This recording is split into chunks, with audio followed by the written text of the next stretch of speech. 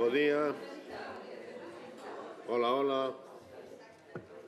Bo día a todos e a todas. Imos a dar comezo ao pleno ordinario de outubro 2025. Non vai asistir Raimundo González Carballo, que está con un problema de saúde, e vai a tardar en chegar Iago, non?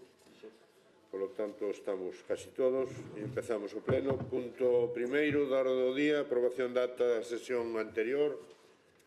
Se non hai ningunha modificación, apróbase por unanimidade. E pasamos á parte resolutiva.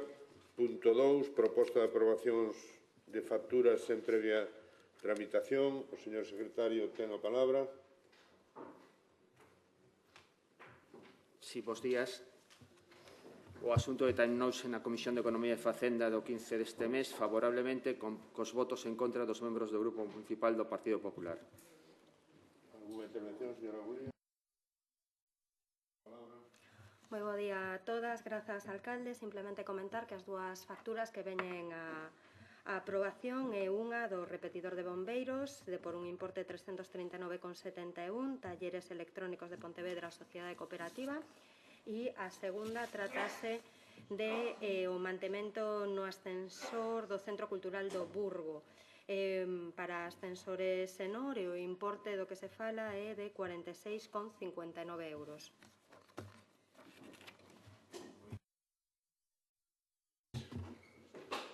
Se somete o punto a votación, votos en contra, 10, abstencións, ninguna, votos a favor, 14, 9, 5, 14, 13. Apróbase por maioría.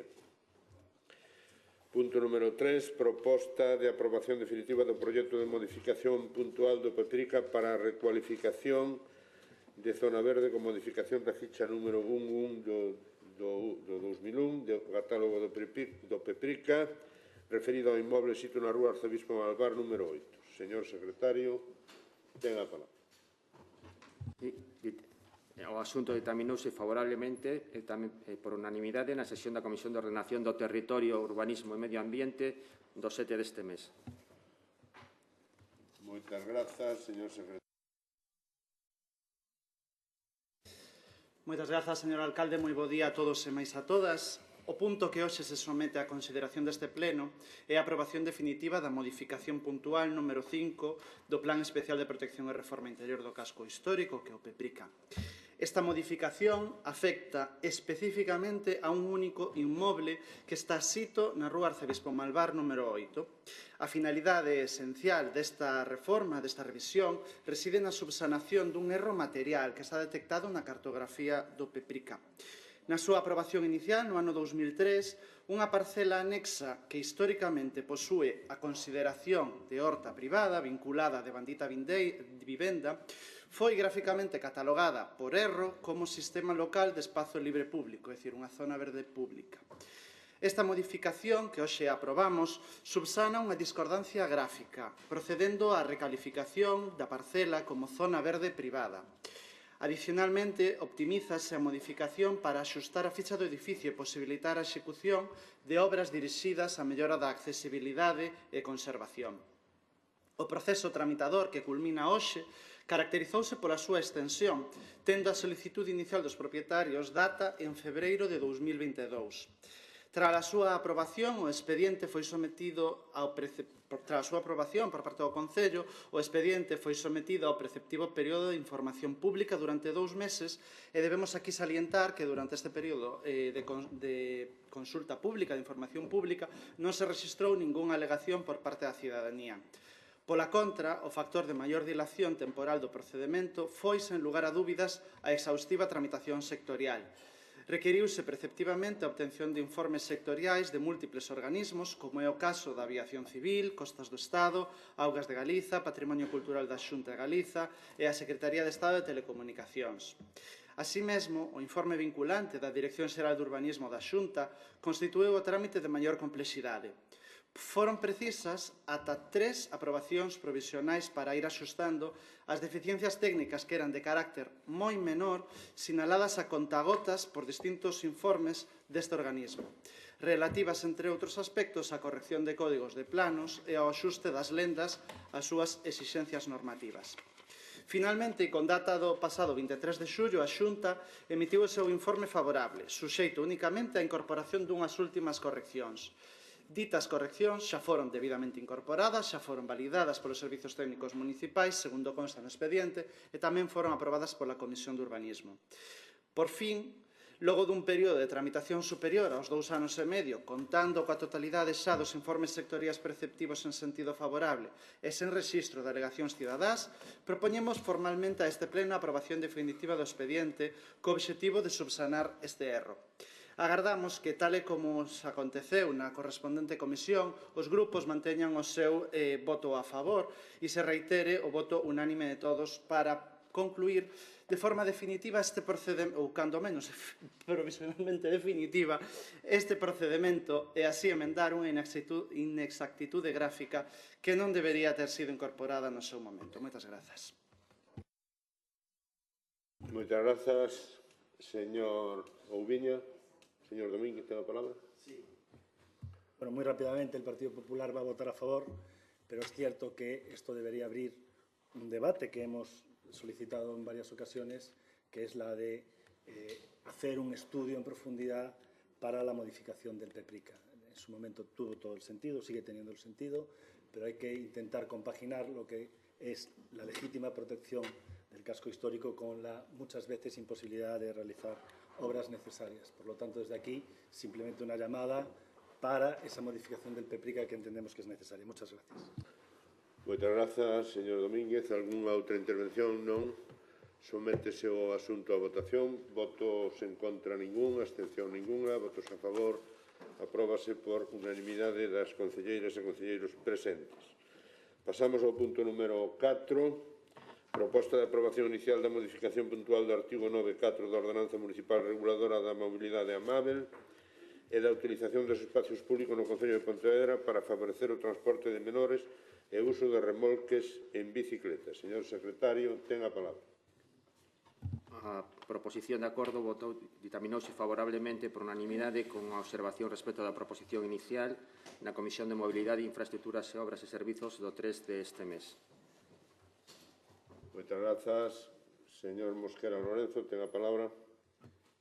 Grazas, señor alcalde. Bo día a todos e todas.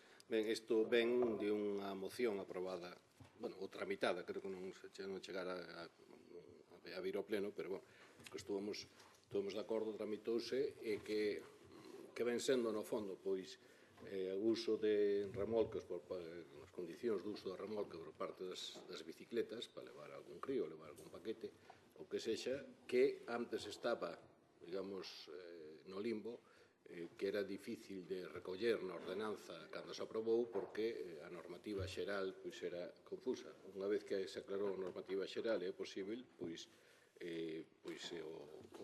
o traemos. Ben, vai con esa advertencia por parte do proposta pola Secretaría Xeral do Pleno, que nós entendemos que non é que está xa zanxada na propia ordenanza, cando as vías do rural están catalogadas e a Dirección Xeral de Tráfico aceptou esa catalogación, pero, bueno, o que abonda non sobra, polo tanto, que se volva a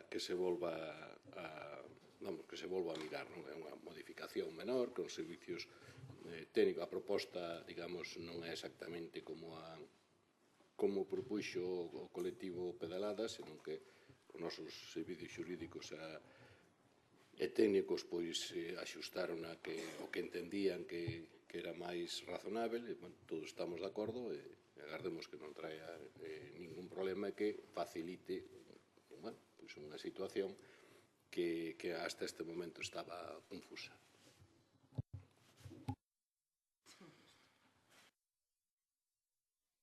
Moitas grazas, señor Mosquera. Señor Puentes, tía. Señor Puente Rivera, ten a palabra.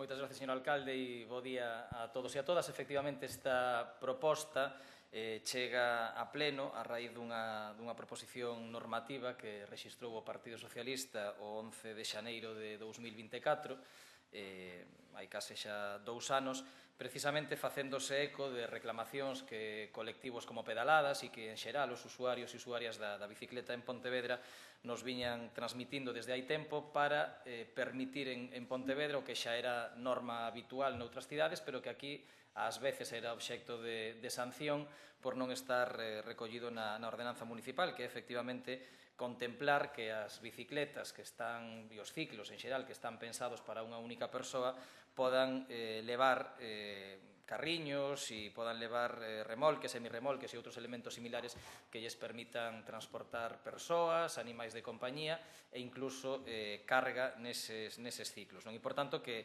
adaptásemos a ordenanza municipal a esa aclaración que despois da aprobación da nosa fixa a Dirección Xeral de Tráfico sobre as competencias dos concellos para poder regular nas vías urbanas precisamente este tipo de elementos. Por tanto, celebramos que hoxe veña a pleno. Quero recordar tamén que foi dos compromisos aos que chegamos co Goberno Municipal o Partido Socialista o ano pasado para poderlle dar aprobación aos orzamentos do ano 2025 e, por tanto, celebro tamén que se vayan cumplindo eses compromisos e que sexamos quen de sacar adiante algo polo que levábamos moito tempo esperando os usuarios e usuarias da bicicleta. Realmente a proposta que ven a pleno é tal cual a que nos reclamaban Pedaladas e outros colectivos, con dúas matizacións, que estes ciclos con remolque na proposta inicial indicábase que puidesen ser conducidos por persoas a maiores de 16 anos. Os técnicos municipais recomendan para maior seguridade xurídica que sean persoas maiores de idade, é dicir, de 18 anos, e que se estableza unha limitación de peso para as persoas e animais de compañía que poden ir neses remolques ou semirremolques de ata 15 kilos de peso. A nos parecenos perfecto, creemos que efectivamente lle damos máis seguridade xurídica a isto e, por tanto, aceptamos tamén estas matizacións dos servicios técnicos. E, por último, con respecto ao informe da Secretaría que planteaba dúbidas sobre a consideración das vías urbanas, nos entendemos tamén que exactamente igual que a ordenanza de mobilidade se está a aplicar para os vehículos a motor fora do terreo que estea catalogado como urbano e que, por tanto, entendemos como entende a Dirección Xeral de Tráfico que as vías urbanas son aquelas que comenzan onde está o sinal de inicio de poboado e rematan onde está o sinal de final de poboado, pois igual que temos competencias coa ordenanza de mobilidade para regular os vehículos a motor nas vías municipais do rural, todo indica a que teremos tamén para regular o tráfico de ciclos, o tráfico de bicicletas. En todo caso, efectivamente, esa resposta da Dirección Xeral de Tráfico eu creo que procede, danos maior seguridade xurídica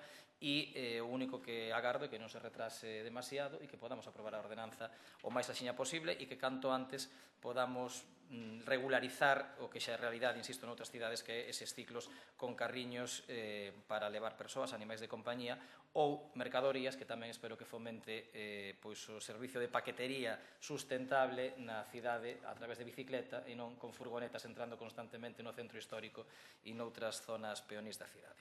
Por tanto, imos votar, obviamente, a favor. Nada máis e moitas gracias. Moitas grazas. Algúna outra intervención? Non hai intervención. Sométese o punto a votación. Votos en contra? Ningún. Abstencións? Ningunha. Votos a favor? Apróbase por unanimidade. Punto número 5. Esta hai que ratificar a súa inclusión por urxencia, sin problemas. Señores portavoces. Sí. Proposta de aprobación do convenio de colaboración entre o Concello de Pontevedra e a Federación de Asociacións de Nais e Pais de Alumnos de Centros Públicos de Pontevedra para o desenvolvemento dos programas e actividades educativas complementarias nos colexios de ensino público do Concello de Pontevedra durante as anualidades 25, 26 e 27. Hai informe da Secretaría, da Comisión, non? Sí, que hai. Hai informe. Señor secretario, ten a palabra. Ditaminouse posteriormente a convocatoria, pero ditaminouse na Comisión de Benestar Social, Cultura e Dinamización Sociocultural do 16 deste mes a favor, cos votos a favor dos señores e señoras membros do Grupo Municipal do BNG e do PSDG-PSOE e as abstencións dos do PP. Moitas grazas, señor secretario. Señor Gómez Xunqueira, ten a palabra. Bo día, moitas grazas, señor alcalde. Traemos hoxe a este pleno para a súa ratificación e aprobación o convenio do Concello de Pontevedra coa FAMPA para os anos 25, 26 e 27 deste século, que van permitir que os 20 centros públicos do Concello de Pontevedra, os 20 centros educativos públicos de infantil e de primaria, conten con comedor e con plan madruga. E, ademais, non só iso, senón que o esforzo que vai facer este Concello, tanto nas parte que lle corresponde de competencias educativas como en aquel outras que asumimos, aínda que sexa máis discutível, pois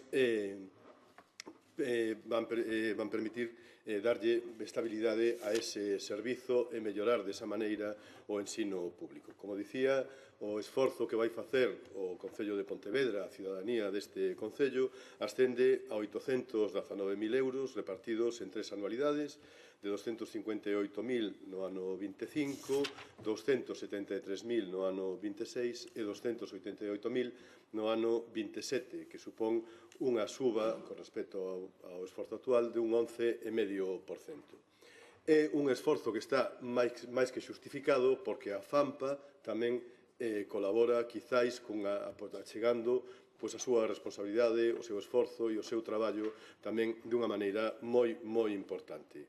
Non só porque o sistema de comedores e de plan madruga vai ter menús saudáveis adaptados a todas as nenas e a todos os nenos do noso Concello, incluindo, por suposto, a adaptación a todas as alerxias e a todas as intolerancias, sino porque, ademais, ese programa complétase cun programa formativo que, entre outros asuntos, tratará o fomento do galego ou o fomento da leitura. Polo tanto, creo que é ben que dende aquí lle deamos os nosos parabéns á Federación de Asociacións de Nais e Pais de Pontevedra por dar este paso adiante e seguir colaborando desta maneira para a mellora do ensino público. Quixera agradecer especificamente o apoio que lle prestan a este convenio os compañeros do Partido Socialista e gustaríame pedirlle ao Partido Popular que modifiquen o seu voto da Comisión e apoien este convenio porque desta maneira o ensino público en Pontevedra será moito mellor. Moitas grazas. Moitas grazas. Alguna intervención?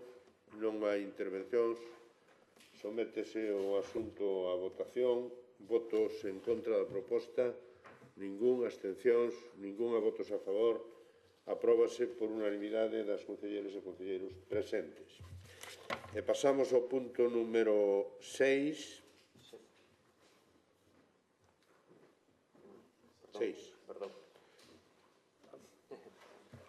Proposta de acordo de aprobación inicial do expediente de modificación de crédito número 10 de 2025 mediante suplemento de crédito por importe de 562.285 euros.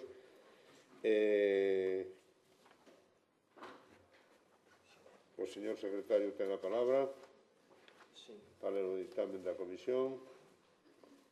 Señor secretario. O asunto determinouse favorablemente por unanimidade na Comisión de Economía e Facenda do 15 deste mes.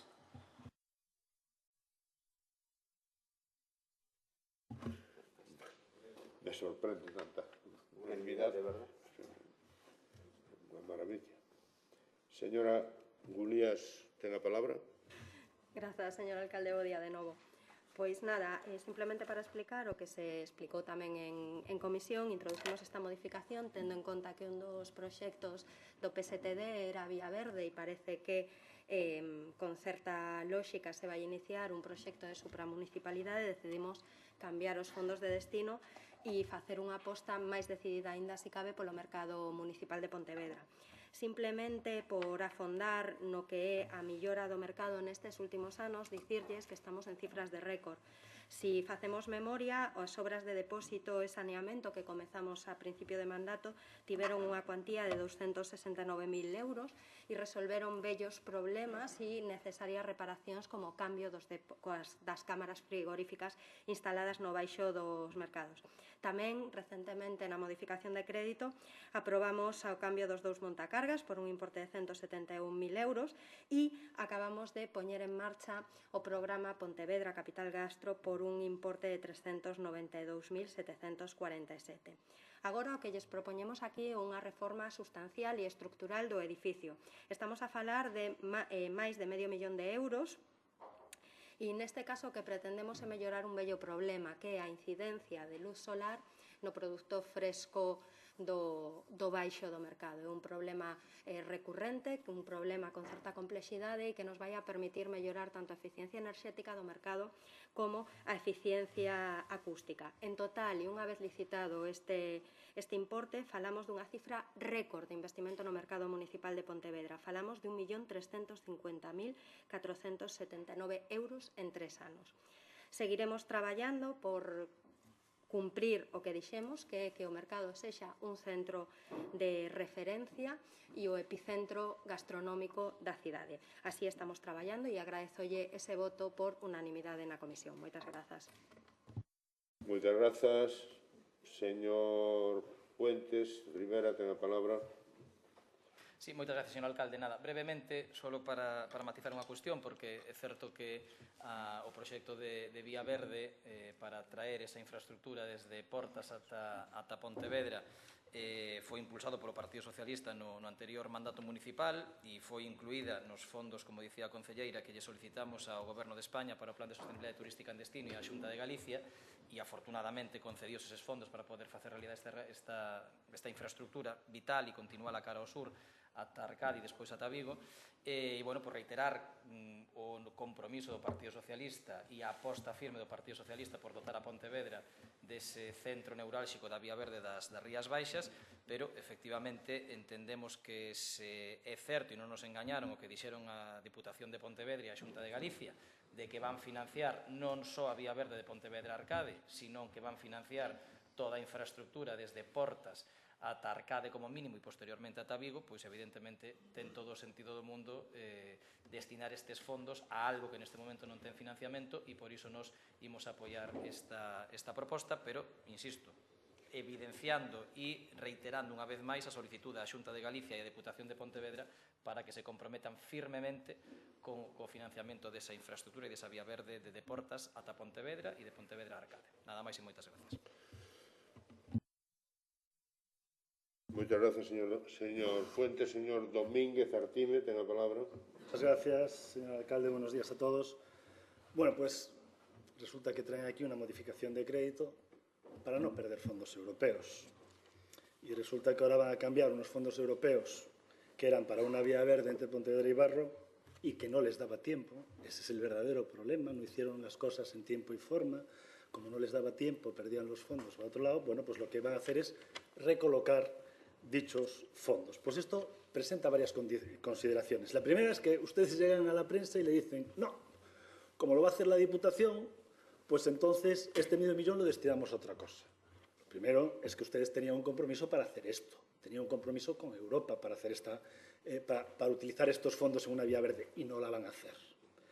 Entonces yo digo, bueno, como lo va a hacer la Diputación, contamos esto, señor Lores, como medio millón de la Diputación para Pontevedra también. Porque si lo va a hacer la Diputación y ustedes lo van a utilizar, ahora los pontevedreses van a tener medio millón más de euros gracias a la Diputación, ¿no? Sobreentiendo. Entonces yo creo que tenemos que decir que hay medio millón más de euros de la Diputación de Pontevedra para hacer este tramo, o por lo menos estaban así cuantificados, porque como no les daba tiempo, ustedes dicen que lo haga la Diputación. Bueno, yo creo que es un poco una tomadura de pelo. Desde luego, desde la Diputación vamos a hacer la vía verde. Que no se preocupen los pontevedreses, la vamos a hacer. Pero este tramo tenía que estar acabado, yo creo que es el 31 de marzo de este año, y no iba a estar acabado. Por eso modifican ustedes los fondos. La gente tonta no es. Bueno, yo creo que ahora no se pueden quejar de la Diputación. Medio millón más que van.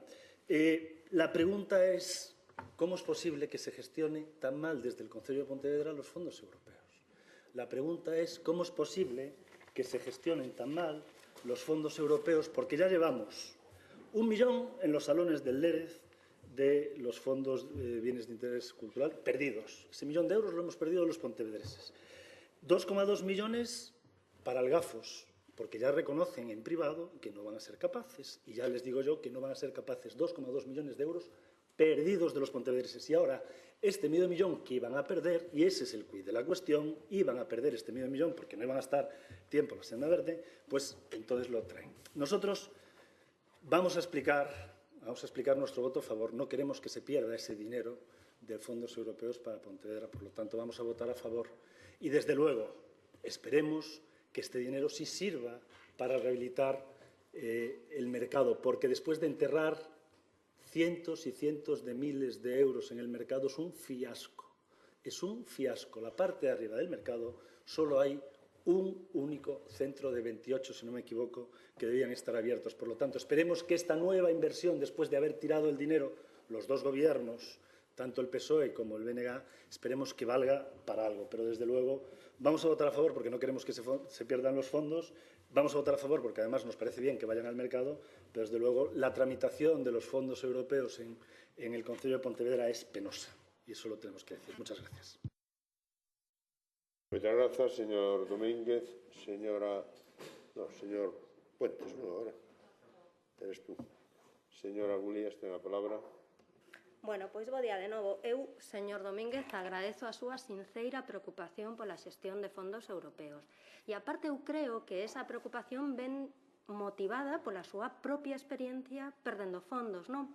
Porque vostede, por agora, ten o récord absoluto de perda de millóns de euros en fondos europeos. E lle recordo ese PIREP dos edificios do museo, ou 2,5 millóns dun plan de emprego que pediron e renunciaron porque non eran capaces de executar. Pero deixe que o adiviñe, vostede non tiña culpa.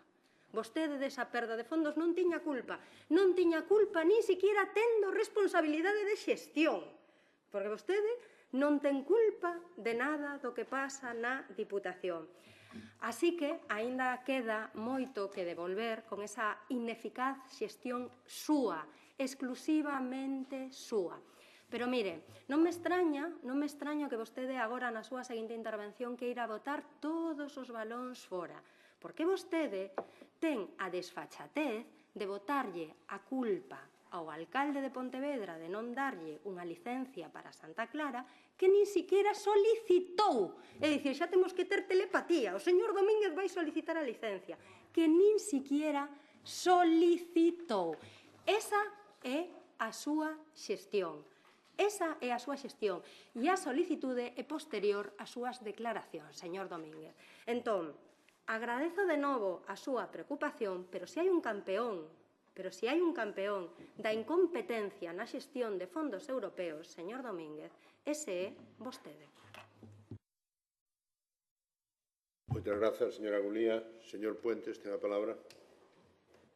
Moitas gracias, señor alcalde. Sí, non vou reiterar o argumento, pero claro, en fin, cando un acaba de palmar 4 millóns de euros de fondos europeos na Diputación, darlle consellos aos demais, por certo, millóns de euros que non conseguiu vostede, porque non leva conseguido ningún euro de fondos europeos desde que é vicepresidente da Diputación Provincial. Outros, cando menos, conseguimos non un, oulle contar, vostede non sabe, pero contareille 1, 2, 3, 4, 5, 6, 7, 8 e máis millóns de euros para o Concello de Pontevedra que se están investindo neste momento.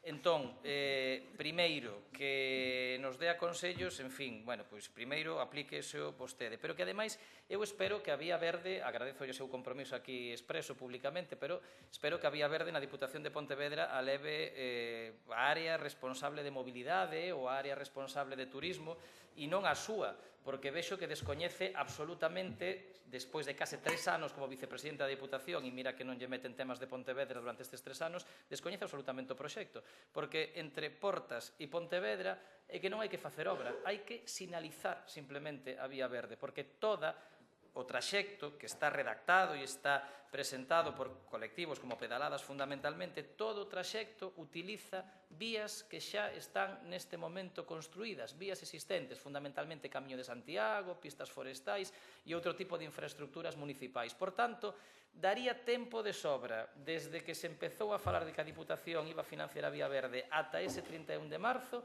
a contratar simplemente a sinaléctica, que é o único que habería que facer para poder poñer en marcha esa Vía Verde, unha vez que incluso na cidade tamén está decidido o trazado fora de terreos que non teñan en disposición o Concello neste momento. Entón, non intente retorcer os argumentos. Faga a Vía Verde e, evidentemente, como pasará coas lagoas de inundación en Valdecorvos, si vai en serio a proposta da Xunta de Galicia e temos fondos europeos que estaban destinados a iso, pois se en vez de invertir dúas administracións no mesmo sitio podemos cubrir necesidades que non están financiadas neste momento, a nós parecenos oportuno, pero non intentes caquear o seu compromiso con eses falsos argumentos. E se quere preocuparse de cousas de Pontevedra, mire, van 3/4 de mandato xa casi consumidos, queda prácticamente o último ano e medio. Veremos como chega vostede ás eleccións municipais co único compromiso firme que tivo nesta cidade, que foi abrir Santa Clara e ter Santa Clara rehabilitado e aberto cando chegasen as seguintes eleccións municipais. Bueno, que incluso foi máis optimista, creo que se puxo outra data, pero vamos a poñer a data das eleccións municipais. A ver que é capaz de facer vostede en Santa Clara, porque en 3 anos non fixo absolutamente nada, e é a única cousa que lle preocupou con respecto a Pontevedra, porque é o único que se comprometeu e o único no que dixo que estaba traballando. Entonces, bueno, aprenda a xestionar e logo de eleccións aos demais de como se xestiona. Nada máis e moitas gracias.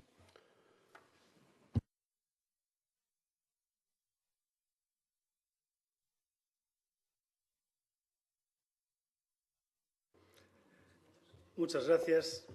Se les ve venir, ya los conozco tanto. Señor Mosquera, pero usted no les contó el informe de patrimonio a sus compañeros. ¿No se lo contó? Y tampoco le contaría que el otro día presentaron una moción del bloque en la Diputación en la que pedían que se iniciase un expediente. Mire que el bloque nunca presenta mociones en la Diputación. Presentó el bloque una moción pidiendo que se presentase, que se firmase un expediente que ya estaba firmado. Esa es la gestión. Pero mire, yo entiendo que ustedes no me crean a mí, pero vamos a leer a lo mejor un informe técnico, ¿vale?, de patrimonio sobre los edificios centrales. Y entonces, es verdad que el señor Mosquera anunció públicamente, lo dijo muchísimas veces, que era un proyecto maduro y que seguro que iba a conseguir el dinero. Vamos a ver qué decía Patrimonio cuando presentó un proyecto básico el 10 del 3 del 22. Voy a leer textualmente, ¿vale? Por todo ante dito conclúese que a documentación remitida carece do contido, nivel de definición e rigor necesario para avaliar unha actuación integral e ampliación como a proxectada sobre os edificios do Museo de Pontevedra declarados de ben de interés cultural. Es decir, el 22 de marzo, en marzo, estaba mal. Pero no se rindió el señor Mosquera y los presentó en septiembre del 29 de julio del 22, si no me equivoco, lo pone aquí, y presentó nuevamente un proyecto básico que era definitivo y anunció públicamente que estaba todo ok. Y la contestación de Patrimonio se la voy a leer.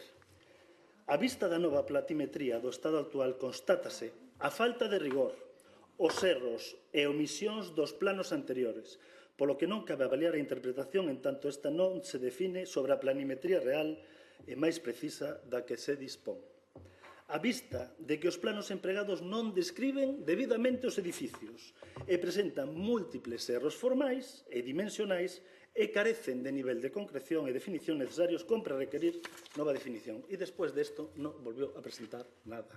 Porque yo me encontré en mayo del 20, en junio del 23, un proyecto básico que no coincidían los planos. Por eso no llegamos. Y eso no lo dice Domínguez, lo dice Patrimonio. Por lo tanto, aquí hay que dejar las cosas claras. El proyecto, señor Mosquera, no cumplía el plano. Los planos no daban unos con otros, no tenían las mediciones bien. Es que es un desastre.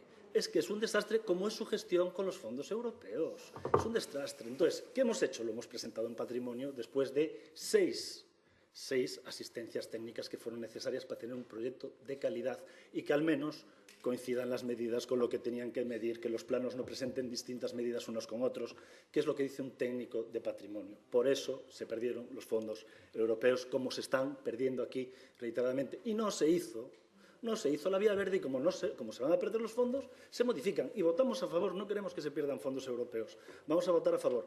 Pero es un desastre la gestión que tienen, como el museo y tantas cosas, como el gastroespacio y tantas cosas. No, es que pienso mucho en el museo. Como el gastroespacio y tantas cosas, que es un desastre. Muchas gracias. Grazas, señor Domínguez. Señora Gulías. Señor Domínguez, vostede está... Ten a palabra. Señor Domínguez, vostede está na Diputación por estar, non?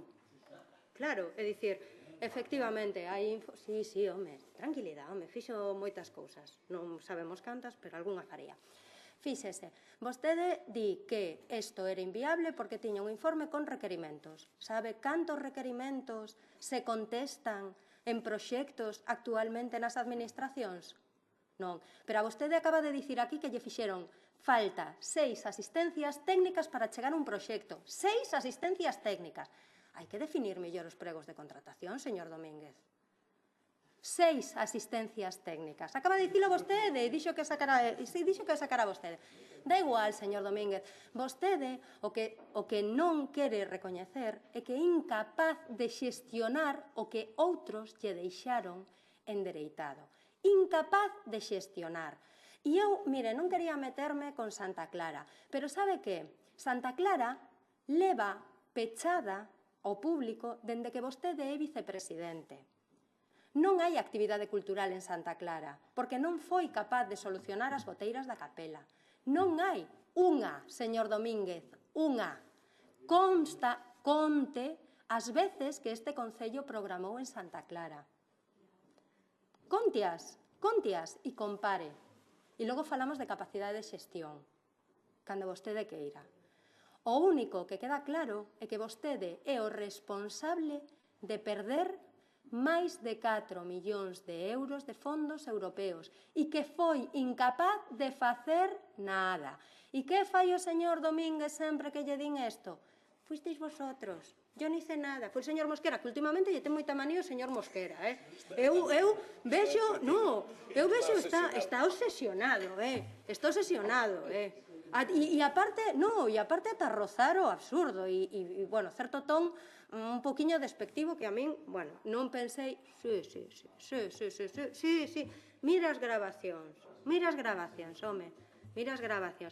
Entón, non se preocupe, nós estamos moi satisfeitas, vamos a reflotar o mercado de abastos, incluso, incluso a pesar de vostedes, como sempre. Grazas, señora Gulía. Sometemos o asunto a votación. É que, se non, teño que dar referencias a todo o mundo. Habrá momentos neste pleno para poder... Entón, sometemos o asunto a votación. Votos en contra da proposta, ningún. Abstencións, ningunha. Votos a favor, apróbase por unanimidade. Punto número 7, ratificación da súa inclusión por urxencia. Señores portavoces, sin problemas. Proposición do Grupo Municipal do Partido Popular para a creación dun convenio coas bandas de música do Concello de Pontevedra para actuacións en festas parroquiais. Señor secretario, hai ditame. Señor secretario, ten a palabra. Sí, o ditame posterior á convocatoria, pero existe ditaminou na Comisión de Benestar Social, Cultura e Dinamización Sociocultural do 16, cos votos a favor dos grupos do PP, do PSDG-PSOE e as abstencións dos señores e señoras membros do grupo do BNG. Moitas grazas, señor secretario. Señora Otero Rodríguez, ten a palabra. Gracias, señor alcalde, e bos días a todas e a todos. Hoxe, dende o Partido Popular de Pontevedra, traemos a este pleno unha moción sobre a creación dun convenio coas bandas de música do Concello de Pontevedra para que poidan actuar nas festas parroquiais do noso municipio. Falamos dunha iniciativa que nace directamente das demandas da veciñanza, das comisións de festas e das asociacións culturais que levan anos reclamando un apoio municipal máis estable e coordinado. As festas parroquiais son moito máis que eventos lúdicos. Son a alma viva do noso rural, o espazo onde se xuntan xeracións de persoas, onde se reafirman as nosas tradicións e onde se fortalece a identidade de Pontevedra. Nas 15 parroquias do Concello Celebranse cada ano festas patronais, gastronómicas e culturais que contribuyen á dinamización social e económica do noso concello. Sen embargo, cada vez resulta máis difícil para as comisións de festas asumir os custes que implican organizalas, entre seguros, permisos, iluminación, seguridade e, sobre todo, a contratación de grupos e bandas de música.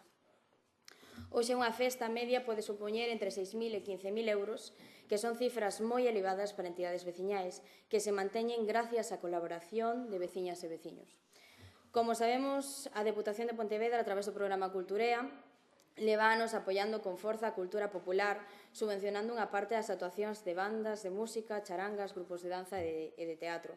Pero as axudas que reciben as comisións de festas son insuficientes. Por iso é importante crear un plan cultural municipal para complementar estas axudas. Non é razoable que un concello como Pontevedra, con recursos e estrutura, careza dunha liña estable de colaboración cultural coas súas parroquias. E non falamos só de apoiar as festas, falamos tamén de apoiar o noso talento local. Por exemplo, as bandas de música representan a nosa tradición e precisan estabilidade. Ademais, temos exemplos claros en relación coas bandas de música. Por exemplo, a Banda de Música de Salcedo recibe unha parte de subvención da Deputación de Pontevedra, pero precisa complementar a cuantía para garantir a súa presenza nas festas parroquiais. Por outro lado, a Banda de Música de Pontevedra podería ofrecer concertos nas parroquias se existise un convenio municipal que organizase esas actuacións dun xeito planificado e equitativo. Un convenio así non só facilitaría a súa actividade, senón que permitiría crear un programa municipal cultural coordinado polo Concello de Pontevedra, ofrecendo concertos e eventos en todas as parroquias, non só na cidade, ao longo do ano. A moción que presentamos propón orde, coordinación e vontade política, polo que o que se plantea é un aumento da partida do orzamento para as bandas de música. Por isto pedimos tres cousas moi concretas. En primeiro lugar, crear un convenio coas bandas de música do Concello de Pontevedra para coordinar e complementar as liñas de axuda da Deputación de Pontevedra, garantindo unha colaboración efectiva e equilibrada. En segundo lugar, promover a participación das bandas de música locais fomentando a difusión e a conservación do patrimonio cultural e material de Pontevedra e das súas parroquias. En terceiro lugar, estudar a posibilidade de crear un plan cultural municipal para promover a participación das agrupacións culturais e musicais locais, fomentando a difusión do patrimonio material do Concello de Pontevedra. Esta proposta é de sentido común, a apoiar a nosa cultura e as nosas parroquias, axudando así a non perder as nosas festas parroquiais que se realizan no Concello de Pontevedra. Por iso pedimos a todos os grupos que apoien esta moción, porque apoiar as nosas bandas de música é apoiar o talento local e a nosa cultura. Moitas grazas. Moitas grazas, señora Otero. Señora Carmen Ermo, ten a palabra. Moitas grazas, señor alcalde. Pois sí, claro que imos apoiar esta moción porque todos sabedes que o noso grupo apoia a cultura e fomenta a cultura e non escatima a hora de facer este tipo de apoio. Pero parécenos moi interesante esa nova ollada, ese abrir os ollos a, neste caso, quizás chamado atención sobre o palco de música. Pode que esa chamada veña por cartéis ou por fotografías ou por arte, simplemente, pero é moi importante que esta chamada de atención sobre o palco de música nos enfronte a esta situación, o que ten que ver coa arte, coa cultura, co este apoio, o que nos fai e o que nos distingue como seres humanos e fai que sexamos moito máis humanos, claro que sí.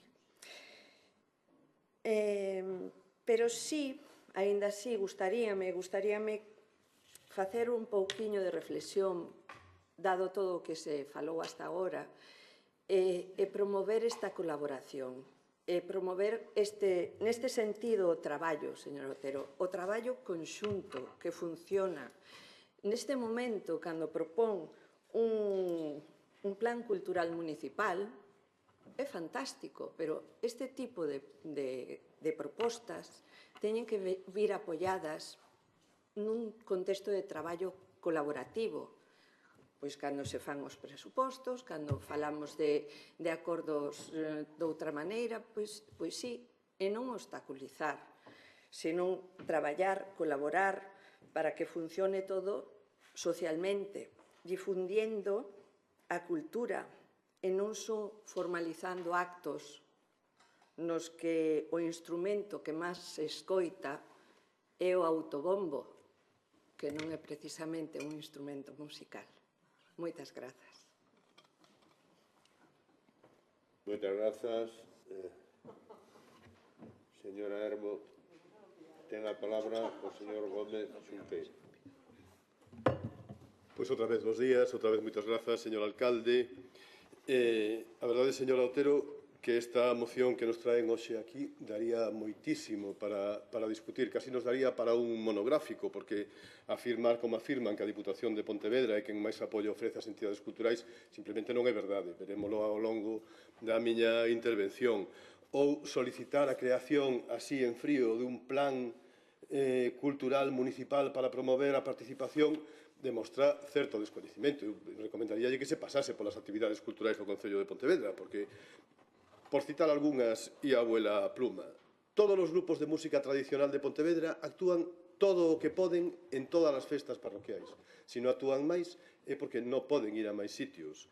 Están os cantos de taberna, están o aquí cántase, está a Aña Urbana, está o aquí bailase, están os certames de corais, ou está o certame galego de bandas que celebramos con moitísimo éxito onte no Pazo da Cultura, e onde creo que non estaba ningún de vostedes. Por centrarnos na música tradicional, porque se quere falar de outros tipos de música feitos en Pontevedra, podíamos falar do Serán da Tralla, do Serán da Serea, do local de música, do Sendacés, dos concertos didácticos da Sinfónica, da programación da Filarmónica, da programación da Polifónica ou dos cabos soltos, para que poida entrar todo o quen queira. Xa lle digo, son algúns e só centrados na música, moito máis acaídos a variedade do que hai en Pontevedra que un plan cultural xenérico. Pero donde, desde logo, fai augas a súa moción é nese convenio que pide que solicitemos, porque, mire, pide que tratemos de igual maneira a quen é diferente. Nese convenio que vostedes falan, propoñen que coordinemos dúas partes, as comisións de festas e os produtores culturais, neste caso, as bandas de música. Bueno, habería que ver o resto, pero centrémonos nas bandas de música. Se fose verdade iso que di vostede da Diputación, que pudiesen apoiarse, que complementásemos ese plan da Diputación, estaríamos falando que no mellor dos casos a Diputación achegaría 12.000 euros, porque son 800 euros o máis que se pode subvencionar no plan Culturea multiplicado por 15 parroquias, 12.000 euros. O Concello, nos últimos anos, está achegando a esas mesmas festas entre 45.000 e 50.000 euros. Non é a Diputación quen máis apoia. E por non falar do apoio técnico, do apoio logístico, do apoio en infraestructuras, etcétera, etcétera, etcétera, cos que se colabora tamén con estas comisións de festas. Polo tanto, non. Este convenio que vostedes nos piden para complementar o que fai a Diputación sería restarlle apoio ás comisións de festas e non imos aceptalo. Pero, sobre todo, nas bandas de música, hombre, a ver, as bandas de música que hai en Pontevedra son diferentes entre sí. Precisan un tratamento distinto. Non se pode dar o mesmo convenio para as tres, non para as dúas, para as tres, que son as que hai. Temos unha banda de música profesional, que é a banda de música de Pontevedra, unha banda de música popular, que é a banda de música de Salcedo, e un proxecto pedagóxico que é a banda de música do Conservatorio, do que vostede esquece nesta proposta. Parece mentira, porque precisamente vostede non debía esquecer que é a nosa obriga darlle un espazo para que ese proxecto pedagóxico non se quede metido nas aulas. Pero, bueno, esquéceno. Pero, sobre todo, esquece que as tres precisan tratamentos absolutamente diferentes. Que é o que nos facemos? Coa banda de música de Salcedo temos un convenio, porque é a forma de colaborar con eles, non para facer actuacións no rural, para que fagan actuacións e para que eles outros actividades que lle xeneren gasto. Por exemplo, a Escola de Música, que tamén hai que subvencionala. Eses 42.000 euros, eu non sei exactamente a que se refiren coa Diputación, porque eu chamei a banda de música de Salcedo, non sei se vostedes chamaron tamén. Eses 42.000 euros son muitísimo máis, como 10 veces máis do que teñen dende a Diputación. E é, efectivamente, un convenio que se adapta ás necesidades da banda de música, porque está falado con eles, está negociado con eles e está previsto para as súas necesidades. A banda de música de Pontevedra non é que non teñamos un convenio con eles, é que os servizos técnicos e xurídicos desta casa nos din que non podemos. A forma de relacionarse coa banda de música de Pontevedra é un contrato. Non se pode facer un convenio para darlle unha axuda á banda de música de Pontevedra, porque son profesionais, hai nos que contratar. E por iso gastamos, temos un contrato de 3 anos, 716.997,27 euros, que veñen sendo aproximadamente 238.999,09 por cada ano, que supón que cada unha das actuacións, das 21 actuacións que fan, tamén no rural, tamén en condiciones dignas e tamén sin que teña que achegar ni un só céntimo, ningunha comisión de festas, ni ningún veciño ni veciña das parroquias, se lle paga redondeando a 11.380,90 céntimos. 11.380 euros con 90 céntimos. E xa lles digo, actúase nas parroquias e actúase no centro, porque son 21 concertos ao ano. E co conservatorio, por suposto, ni convenio ni contrato. Toda a colaboración, a vida e por haber, co profesorado para que ese proxecto poida sair das aulas. Se vostedes viñesen, terían escoitado o ben que soa esta banda de música, por exemplo, nos concertos das letras, que levan xa anos facendo sempre este proxecto didáctico en colaboración con algunha outra escola do mesmo tipo. Polo tanto, porque este proxecto, esta proposta que nos fan, non se adapta ás necesidades ni das bandas de música, ni das veciñas e veciños, ni das comisións de festas. Porque supone reducir a colaboración. Porque supone que as comisións de festas teñan que investir eses escasos recursos dos que vostede fala nalgo que agora mesmo poden ter sin que se cobre. Porque descoñece a realidade das bandas de música de Pontevedra. Señor Gómez Xunqueira, ten que ir rematando. Porque reduciría a capacidade das bandas para actuar, temos que votar en contra da súa moción. Moitas grazas. Moitas grazas, señor Gómez Xunqueira. Señora Otero Rodríguez, ten a palabra. Gracias, señor alcalde. En primeiro lugar, quero agradecer sinceramente o voto positivo do Partido Socialista. Señor Gómez Xunqueira, creo que non entendeu moi ben o que aquí se pide nesta moción. O que se pide é máis presenza das bandas de grupo e máis agrupacións locais en festas parroquiais. Festas parroquiais que están realizadas polos veciños e veciñas das diferentes parroquias. E nada ten que ver coas súas exposicións de motivos. E, ademais, o que aquí pedimos é un aumento das partidas. Xa sabemos as partidas que dá o Concello e a Deputación, e o que aquí se pide é un aumento das partidas e da colaboración, simplemente para garantir que estas festas parroquiais non se perdan e que a nosa cultura siga viva. Nada máis e moitas grazas. Moitas grazas, señora Otero. Alguna señora Hermo, ten a palabra. Nada, hoxe estamos de concordia e vou tentar trazar pontes entre as posturas tan opostas que hai. Eu fixeime, sobre todo, no primeiro punto da proposta do acordo, que é coordinar. Eu penso que coordinando esas xestións, aínda facendo as acepcións que tan extensamente nos mostrou o señor Xunqueira, podemos chegar a un acordo, podese mellorar a situación tanto das bandas como das festas, ou facer un pouco, non café para todos, pero sí traballar e xa que tampouco estamos tamén informados, como deixounos claro o señor Xunqueira, con toda a súa longa experiencia nesta materia, pois podemos informarnos mellor. E a parte de coordinación pareceme moi interesante. E un plan tampouco obriga a que estexa dotado económicamente, pode estar neste senso. E gustaríame recordar que traballar coñecendo, baixo coñecemento, é moi importante. Podo sacar aquí a coalición, aínda que non sexa moi ad hoc ao tema, a parte da Illa das Esculturas, que estamos pendentes de formar un comité de expertos precisamente para non ter perdas económicas, nin ter perdas de información, ni de investimentos, nin nada por el estilo neste sentido. A parte de coordinación parece moi axeitada, señora Otero, espero que haxa un mellor acordo entre todas as partes. Moitas grazas.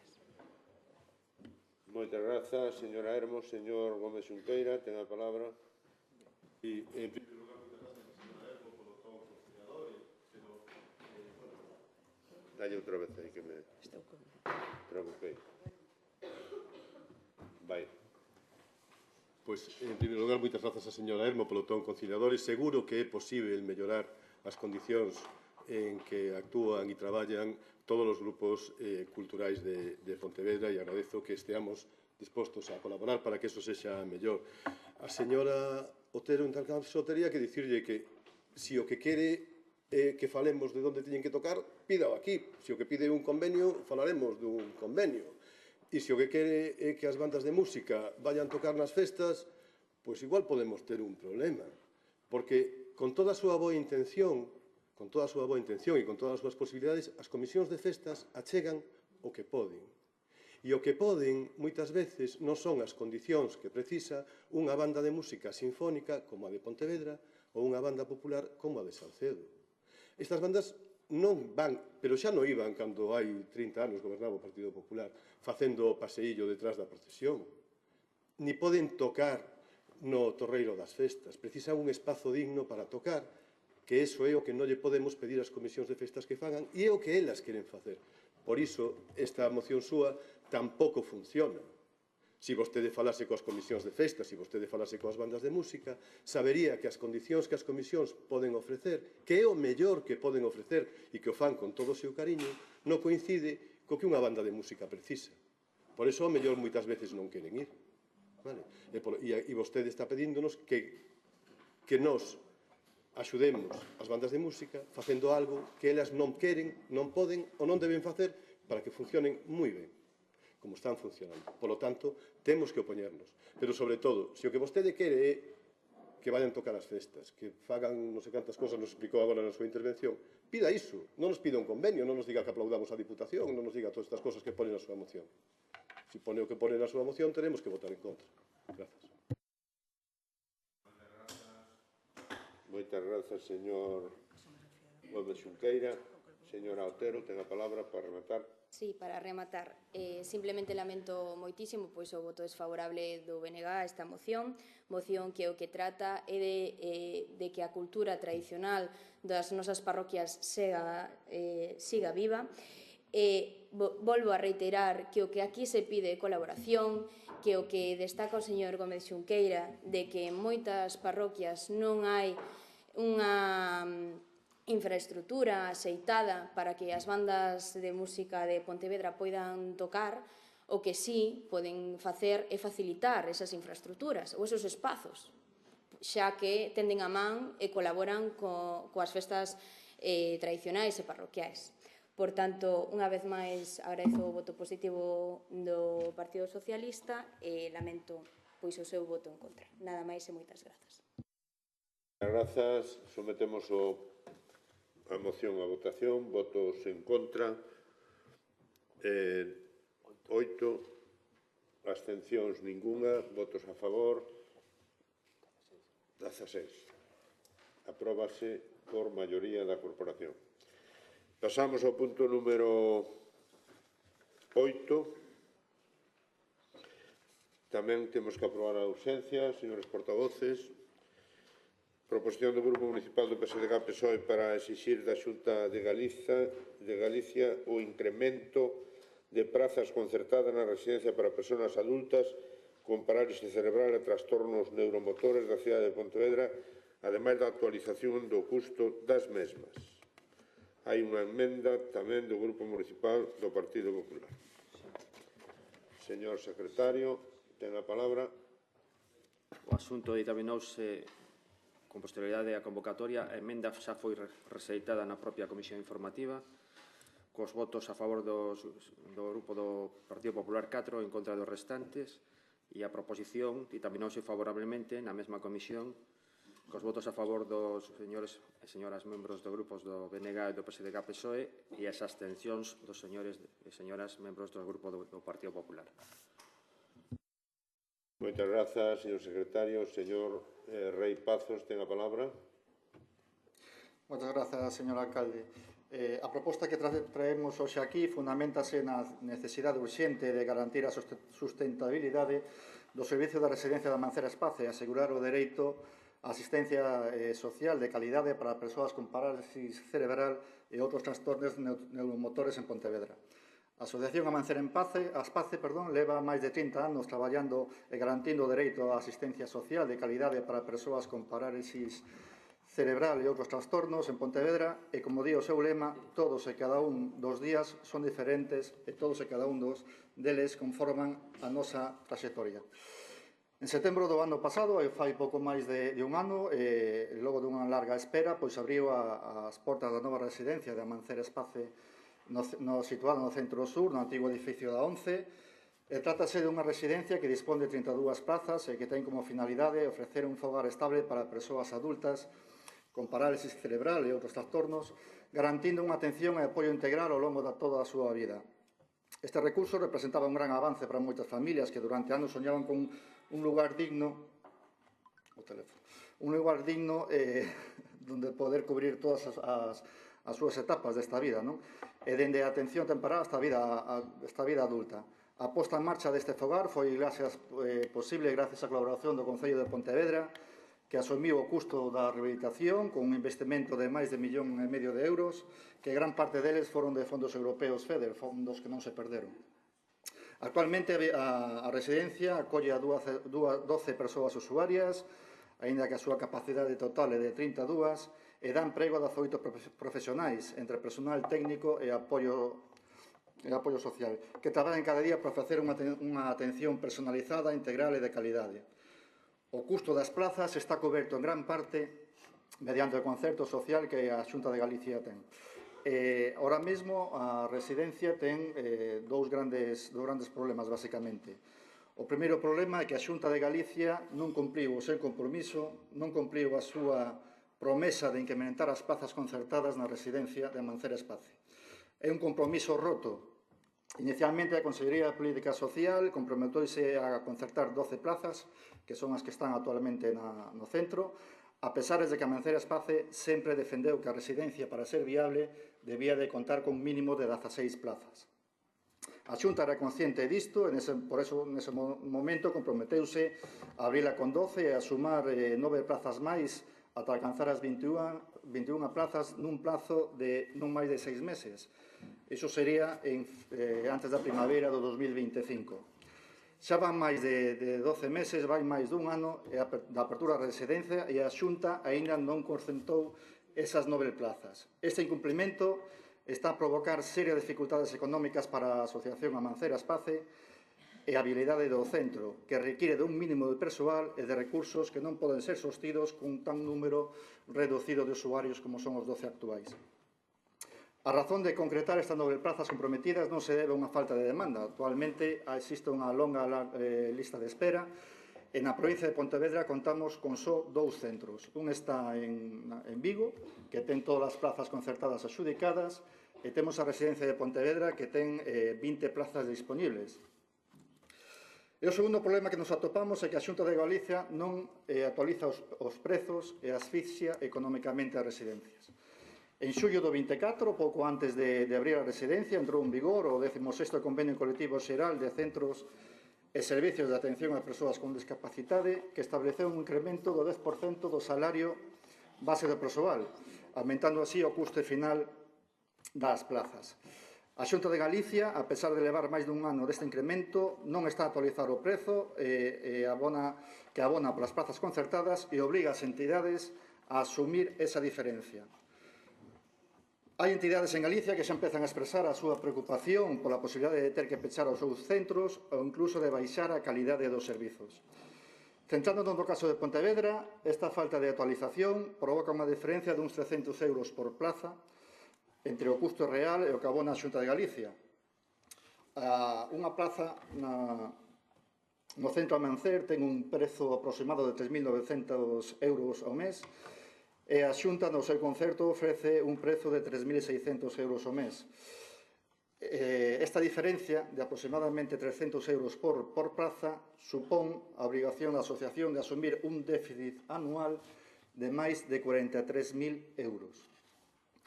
A inacción da Xunta de Galicia non só representa un problema económico, senón que supón un grave perxuicio para persoas e familiares que necesitan este tipo de centros. A Xunta é a responsable de garantir unha atención digna. As competencias residenciais e servicios para persoas con discapacidade recaen principalmente na Consellería de Política Social de Igualdade da Xunta de Galicia. A Lei 39 de 2006, do 14 de decembro, de promoción da autonomía persoal e atención ás persoas en situación de dependencia, di que a Xunta de Galicia é encargada de tal cousa.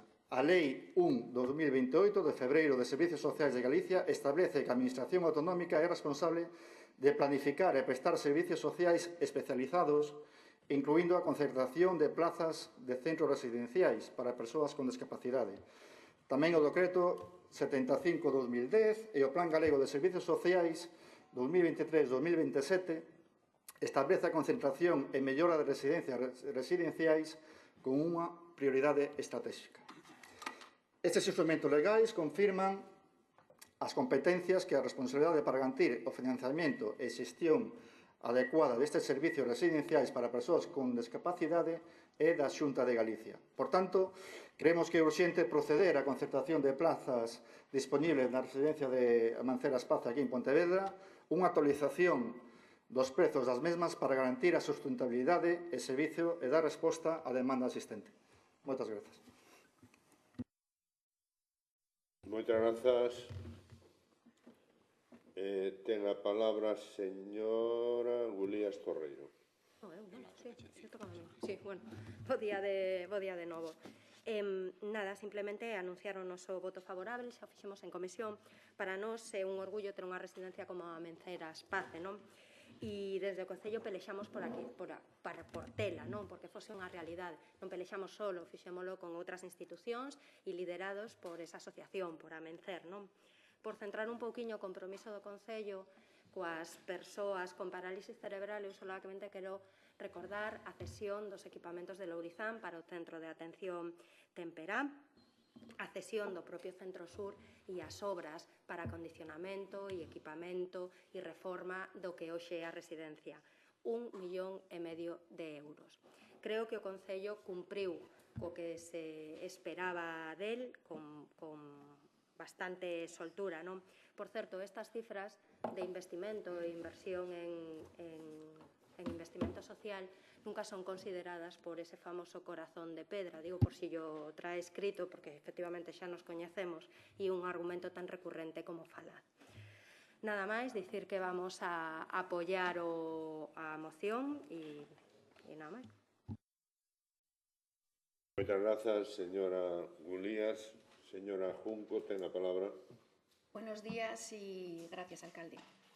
Miren, todavía no salgo de mi asombro que no hayan aceptado nuestra enmienda, ya que nuestra intención no era otra que la de incrementar un 50% la partida a las entidades sociales del municipio. Es una verdadera lástima, máxime habiendo sido usted el responsable de este área. Yo creo que se le debería caer la cara de vergüenza. Usted sabe, o debería saber, que el Concello tiene registradas cerca de medio centenar de entidades sociales y este año más de la mitad de ellas no han recibido ninguna aportación del Concello. 0 euros. ¿No creen que es importante que estas asociaciones se vean reforzadas con la ayuda económica del Concello, bien a través de convenios o bien a través de una política de subvenciones más ambiciosa, más colaborativa? Según la Red Europea contra la Pobreza y Exclusión de Galicia, tenía que contarlo, lo siento, señora Gulías, de las 7 grandes ciudades gallegas, lamentablemente Pontevedra continúa a la cola en inversión de servicios sociales. Pero bueno, ya veo que a ustedes a eso les da igual. Señor Rey, me ha llamado la atención en esta moción que no se haya incluido la reforma de las 2 últimas plantas que quedan pendientes en esta residencia para el centro de día de la asociación Kogami Amizade. ¿Sabes quiénes son, no? Son colectivos que trabajan con personas con movilidad reducida. Pero claro, supongo que no le interesó, ya que cuando se inauguró parcialmente esta residencia, por cierto, justo antes de las elecciones del 2023, estaban ustedes en el Gobierno. Alcalde, este colectivo lleva más de 2 años esperando gestionar dicho proyecto. Estamos hablando de octubre del 2023 y a día de hoy todavía no hay previsto siquiera plazo de ejecución. Eso sí, para venderlo, bueno, a bombo y platillo, como salió aquí en prensa, todo tiempo y no han hecho nada. Usted dijo en ese acto: o modelo de cidade non é completo se non atende ás persoas que teñen máis necesidades. Bueno, pues ya sabes. Desde el Partido Popular reafirmamos nuestro compromiso con todas las iniciativas orientadas a mejorar la vida de las personas con parálisis cerebral y trastornos neuromotores diversos. Nuestro compromiso se basa en la promoción de políticas inclusivas que garanticen el desarrollo pleno y la igualdad de oportunidades para todas las personas. Miren, saben que la Xunta de Galicia colabora estrechamente con las entidades sociales para poner a disposición de las personas con discapacidad y sus familias más servicios, más facilidades y más cuidados con la mayor agilidad posible. Se le dio prioridad a las necesidades de la lista de espera y a la apertura de nuevos centros que acaban de construirse, como el de Almenceras Paz en Pontevedra, que, como bien ha dicho, son con 12 plazas públicas, pero con el compromiso de concertar más en cuanto el presupuesto lo permitiera. Al mismo tiempo, a finales del año 2024, como bien, se firmó a nivel estatal un nuevo colectivo para los trabajadores de los centros de atención a personas con discapacidad, que supuso un incremento de sus salarios del 10% para el 2025. Este convenio, que se publicó en el BOE en abril del año 2025, supuso tener que acometer una revisión del concierto social para subir el precio plaza, con el fin de que las entidades puedan tener financiación suficiente para afrontar esta subida de salarios de sus trabajadores. Esta medida supone un impacto económico considerable para las cuentas públicas autonómicas de más de 7 millones de euros anuales, una inversión que la Xunta está afrontando con solitario y que evidentemente no estaba contemplado en el presupuesto para 2025, puesto que no fue hasta abril cuando se publicó en el BOE ese nuevo convenio colectivo. Esta situación supuso tener que aplazar el concierto de nuevas plazas para la discapacidad hasta que entre en vigor la revisión de precios del concierto social. Por tanto, el compromiso de la Xunta de Galicia, tal y como se le trasladó a las entidades sociales, es sacar una nueva remesa de plazas públicas en las que estarán incluidas las de Amencer, Aspace, a la mayor brevedad posible, una vez que entren en vigor los nuevos precios. Y por otra parte, les quiero recordar que la atención a la dependencia y a la discapacidad en Galicia podría recibir un impulso histórico si el Gobierno central cumple de una vez por todas con su deber de financiar al 50% los gastos de dependencia, tal y como establece la Ley Estatal del año 2006. ¿Por qué no reclaman ustedes al Gobierno de España que financie el 50%, viendo que su aportación no alcanza ni el 35% de inversión en este área? Con lo cual deberían reclamar también al Gobierno central que piense en los gallegos con dependencia y discapacidad, que a pesar de no vivir ni en Cataluña o el País Vasco, tienen los mismos derechos a unos servicios públicos de calidad.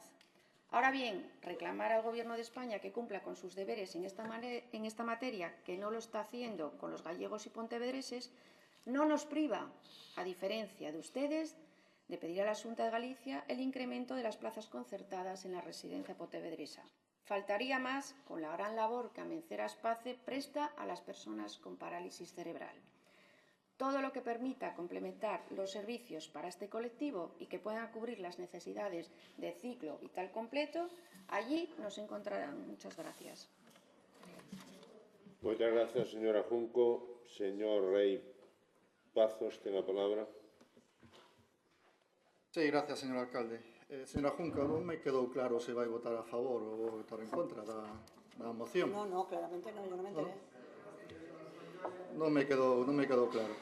De todas maneiras, señora Junco, xa que vota en cara que non lle aprobamos a súa emenda, na súa emenda di textualmente incrementar en un 50% la partida a las entidades sociales en los presupuestos municipales del próximo año 2026. Eu fagolle outra proposición, se queren aceptala ahora mesmo aquí, pero é exixirlle a Diputación incrementar nun 50% a partida de entidades sen ánimo de lucro para o ano 2026 e incrementar a Xunta de Galicia un incremento do 50% dos orzamentos na subvención a entidades de iniciativa social.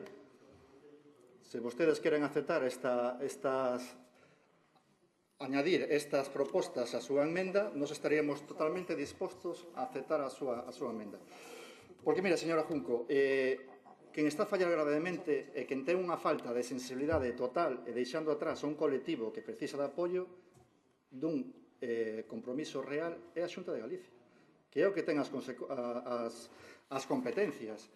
O Concello de Pontevedra pode colaborar, como xa comentamos antes aquí, comentou a compañeira Gulías, na promoción social e en facilitar recursos locais, como xa está facendo, leva anos traballando, pero non ten competencias en adxudicar directamente para concertar plazas ou para financiar residencias. É unha competencia que ten directamente a Xunta de Galicia. Mira, levan anos dándolle as costas a entidades sociais, asfixiando económicamente a todas e cada unha delas, porque o único que fan é que as asociacións teñen que asumir custos que non lle corresponden. Sempre teñen, como comentaba antes tamén a compañeira, nunca é vosa culpa, sempre estades botando culpas a todo o mundo. A Xunta de Galicia debe ser perfecta, que nunca ten ninguna eiva, non ten ningún problema, vamos. Pero, sin embargo, está a desatender a responsabilidade que lle corresponde non só por lei, sino por ética, señora Junco. Parece mentira vostede, nos lle temos pedido moitísimas veces ao Goberno de España que faga moitas cousas aquí en Pontevedra. E vos, repetidamente, nunca sodes incapaces de exixir a Xunta de Galicia, de exixir a Alfonso Rueda que faga algo pola cidade. Nunca é culpa da Xunta, sempre é culpa do Concello, da Deputación, desde que está o señor Rafa Domínguez tampouco. Pero cando estaba Mosquera, sí, tamén era culpa da Deputación. Asuman, aprendan a asumir as súas competencias, señora Junco. Mire, a situación é límite, e non só denuncia o Partido Socialista. A Fadenga e a Digal e as propias entidades declaran que esta situación límite obriga a facer malabares para manter os centros abertos. Voulle ler unha noticia que saliu na Voz de Galicia o 1 de outubro deste ano. Segundo a xerente da Mancera Aspace, Mónica Touriño, que a conoce, verdad, a señora Mónica. Pois debería falar con ela, porque realmente está moi preocupada polo tema. E leo textualmente, a situación é límite. Estamos un pouco desesperados porque nos dixeron que a curto prazo nos concertarían 9 plazas máis. Pasou un ano e non fixeron nada. Esta falta de incumplemento non só afecta as familias que seguen esperando, senón que pon en risco a viabilidade económica da entidade, que depende dos ingresos por praza ocupada por soster a xestión do centro. Nas súas propias palabras, estamos a lastrar a toda a entidade. Isto di a Voz de Galicia, non di o Diario de Pontevedra, ni o Faro de Vigo, di a Voz de Galicia.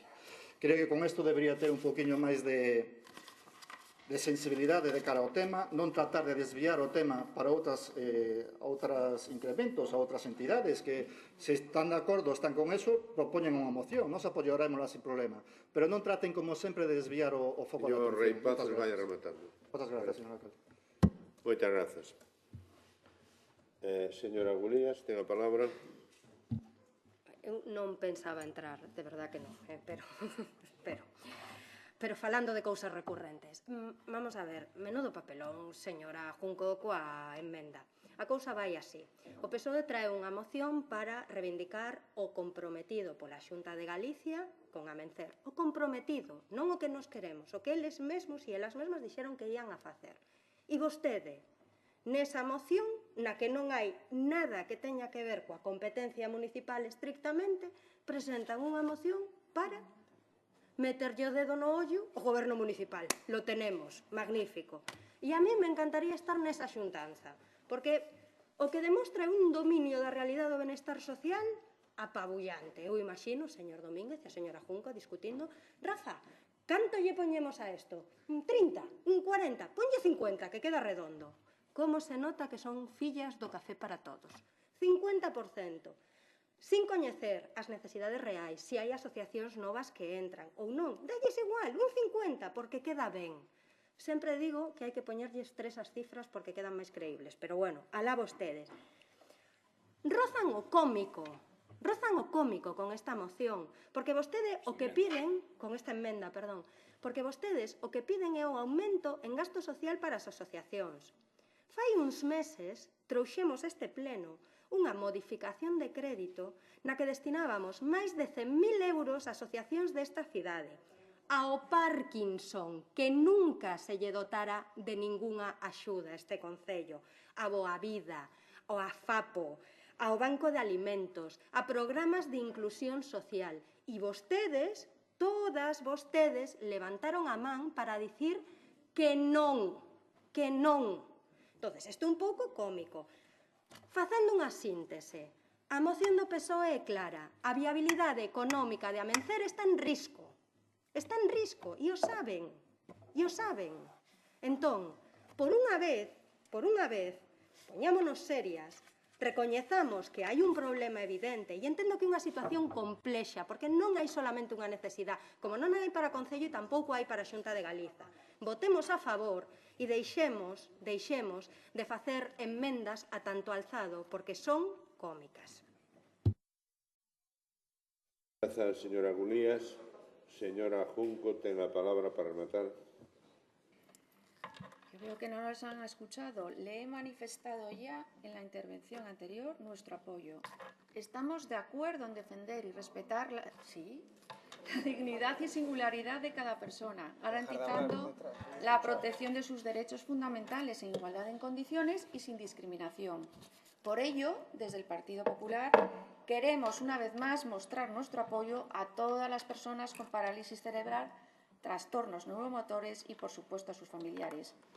Yo no vengo aquí a hablar en nombre de la Xunta, pero sí le estoy diciendo, y lo voy a remarcar, nuestro apoyo a esta moción.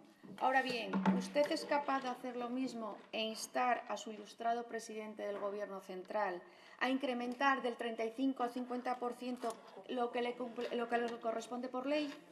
Porque muchos se le llena la boca en contra de la Xunta, como siempre, pero contra el Gobierno central están siempre calladitos. Si el Gobierno central aportara su parte, lo haría todo mucho más fácil. Y señores del PSOE, si hubieran asistido el otro día a la timbrada convocada por Amencer Aspace, se hubieran enterado que reclamaban poner en marcha una estrategia estatal para las grandes necesidades de apoyo que garantice la equidad y los servicios especializados para las personas con parálisis cerebral en todo el país. Ya veo las prioridades que tienen, una vez más, demuestran su oportunismo. Y le digo lo mismo que usted le dijo a mi querido compañero, el señor Juncal, en el último pleno. A ver si empiezan a hacer ya política sana. Muchas gracias. Moitas grazas. Sometemos o punto a votación. Votos en contra da proposta. Bueno, primeiro hai que votar a emenda, non? O que, non? No, a emenda xa quedou rexeitada, entón votamos... Alá foi, bien. Pois, votos en contra da proposta do Partido... do Partido Socialista. Claro. Votos en contra, ningún. Abstencións, ninguna. Votos a favor, apróbase por unanimidade das concelleiras e concelleiros presentes. Pasamos ao punto número 9, que tamén hai que ratificar a súa urxencia. Os portavoces sempre dicen que sí, señor secretario. Proposición do Grupo Municipal do Partido Popular para a ampliación da rede de aparcamentos disuasorios da cidade. Señor secretario, hai ditamen? Non hai ditamen? Non hai ditamen. Hai unha emenda presentada. Hai unha emenda. Bueno, ten a palabra o señor secretario. Non ten. Si queres, explico, pero bueno. Sí, explica a emenda, sí. Señor secretario, ten a palabra. Hay una enmienda presentada en este momento con suficiente plazo que habrá que ser tratada previamente a votación sobre o fondo. Entón, damos a palabra ao señor.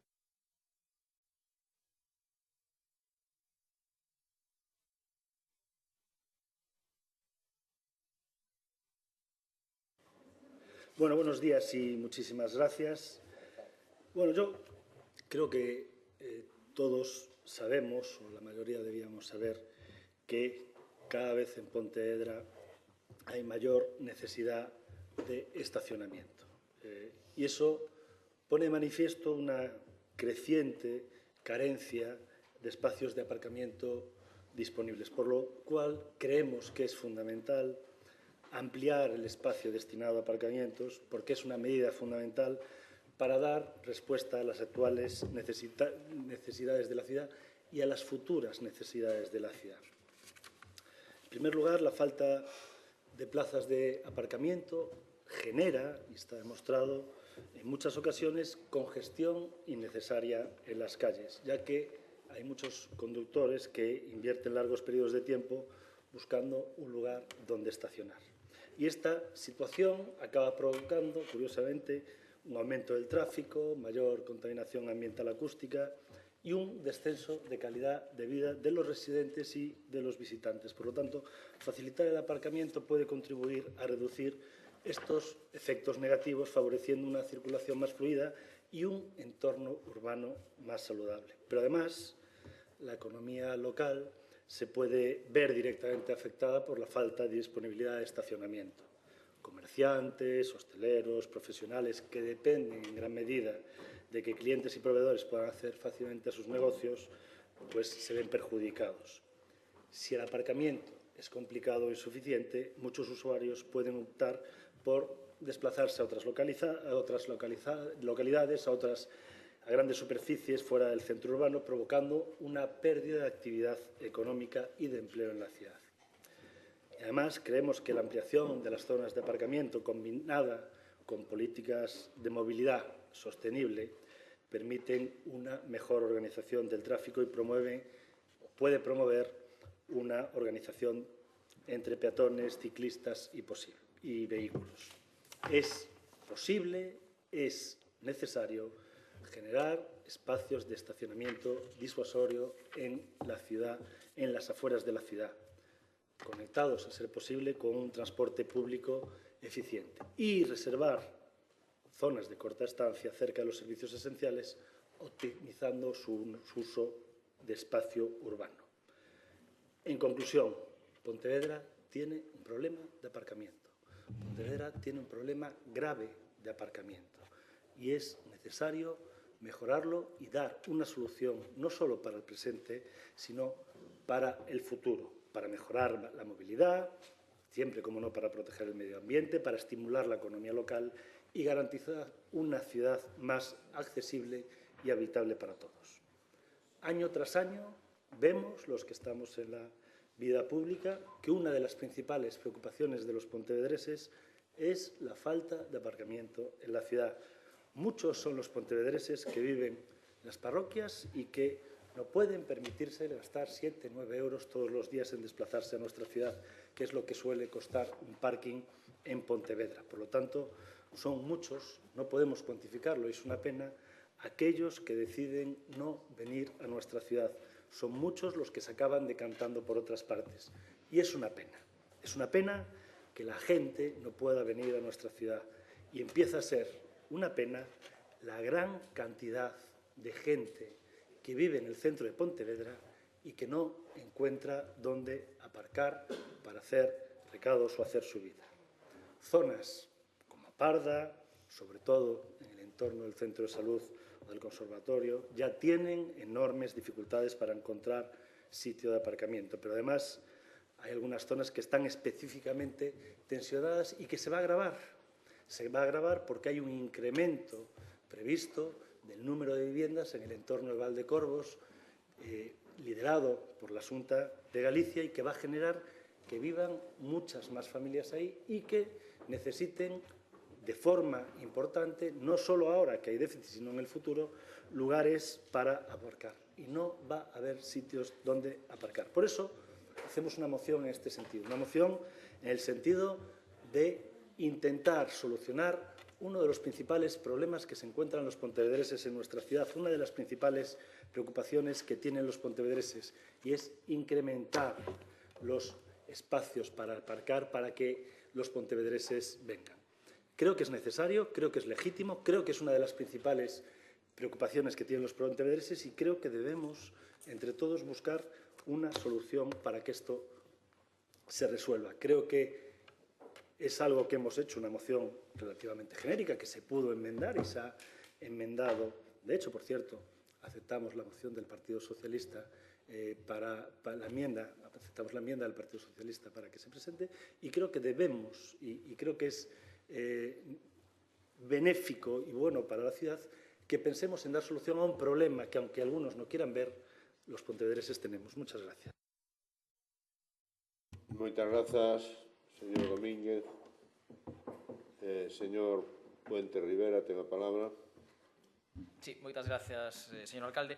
Bueno, nós, neste caso, partimos dun diagnóstico compartido, no sentido de que sí que entendemos que é preciso dotar de máis aparcamento disuasorio e de máis prazas de aparcamento disuasorio á cidade de Pontevedra. De feito, bueno, pues o Partido Socialista tiña proposto xa algunhas, sobre todo no leste e no sur da cidade, que son as zonas que neste momento carecen delas, e que desde logo, bueno, pues, facilitaría moito o aparcamento, sobre todo para as persoas que residen fora do centro urbano e que se achegan ata Pontevedra a facer múltiples xestións cada día, ou acudir ao comercio e demais. O problema non ven tanto, o señor Domínguez aí encaixou con calzador o anuncio propagandístico da Xunta de Galicia da construción de vivenda pública en Valdecorvos con cartos do Goberno de España e da Unión Europea, pero non ven tanto por aí, porque sabe que a lei desde hai moitísimos anos xa obriga, cando un construe vivenda residencial, a dotala das prazas de aparcamento necesarias para os residentes nesas vivendas, porque os residentes de Valdecorvos van ter cubertas as súas necesidades de aparcamento con esas vivendas públicas. É máis, insisto, unha cuestión de xente que reside fora do centro urbano. En todo caso, sí que entendemos que é necesario dotar de máis prazas de aparcamento disuasorio a Pontevedra. E logo no punto 2 solicítase que se incremente esas prazas nun 250%, pois non sei a cantidade, non sei se veu de poñer, vamos a pedir un 100, non, pido un 200, que así es máis, igual la votan en contra. Bueno, pon 250, porque parece máis profesional e parece que surge dun estudio de necesidades, bueno, non o sei. En todo caso, a porcentaxe entendo que é relativa, e voume quedar coa necesidade de ampliar prazas de aparcamento disuasorio. E no que sí non estamos de acordo é no punto 3, que por eso presentamos a moción, a emenda que presentamos esta moción, en que se sustitúa o servizo de coche de punto. Nós sempre dixemos desde o primeiro momento no que se puxo en marcha este servicio que nós creíamos que había que darlle un tempo prudencial para testar como funcionaba o coche de punto, e desde logo parecenos moito máis racional desde o punto de vista económico, incluso moito máis operativo e funcional desde o punto de vista do servicio, que a xente poda chamar ao coche de punto e poda recollelo nas súas casas, no entorno das súas vivendas, ás horas previamente concertadas, que dispoñer dunha liña de autobús que, por moito que invistamos nela, non vai poder ter coa dimensión e coa densidade poboacional que temos nas parroquias, non vai poder dispoñer dunha liña de autobús cada 30 minutos para vir ao centro da cidade, porque non hai nin en Pontevedra nin ningunha outra cidade galega ou española que teña a densidade de poboación que temos nos no rural. Entón, parécenos unha medida, o coche de punto, desde logo máis sostible, máis moderna e incluso que lle presta o mellor servicio aos veciños e veciñas. A que lle haberá que facer, evidentemente, modificacións, por exemplo, para cubrir esas eivas que temos nas tardes, que temos nos fines de semana e que temos noutros períodos fora do que é habitual e do que está aprobado neste momento. En todo caso, tamén quero recordar que o coche de punto é unha axuda importante que ten o servicio de taxi na cidade.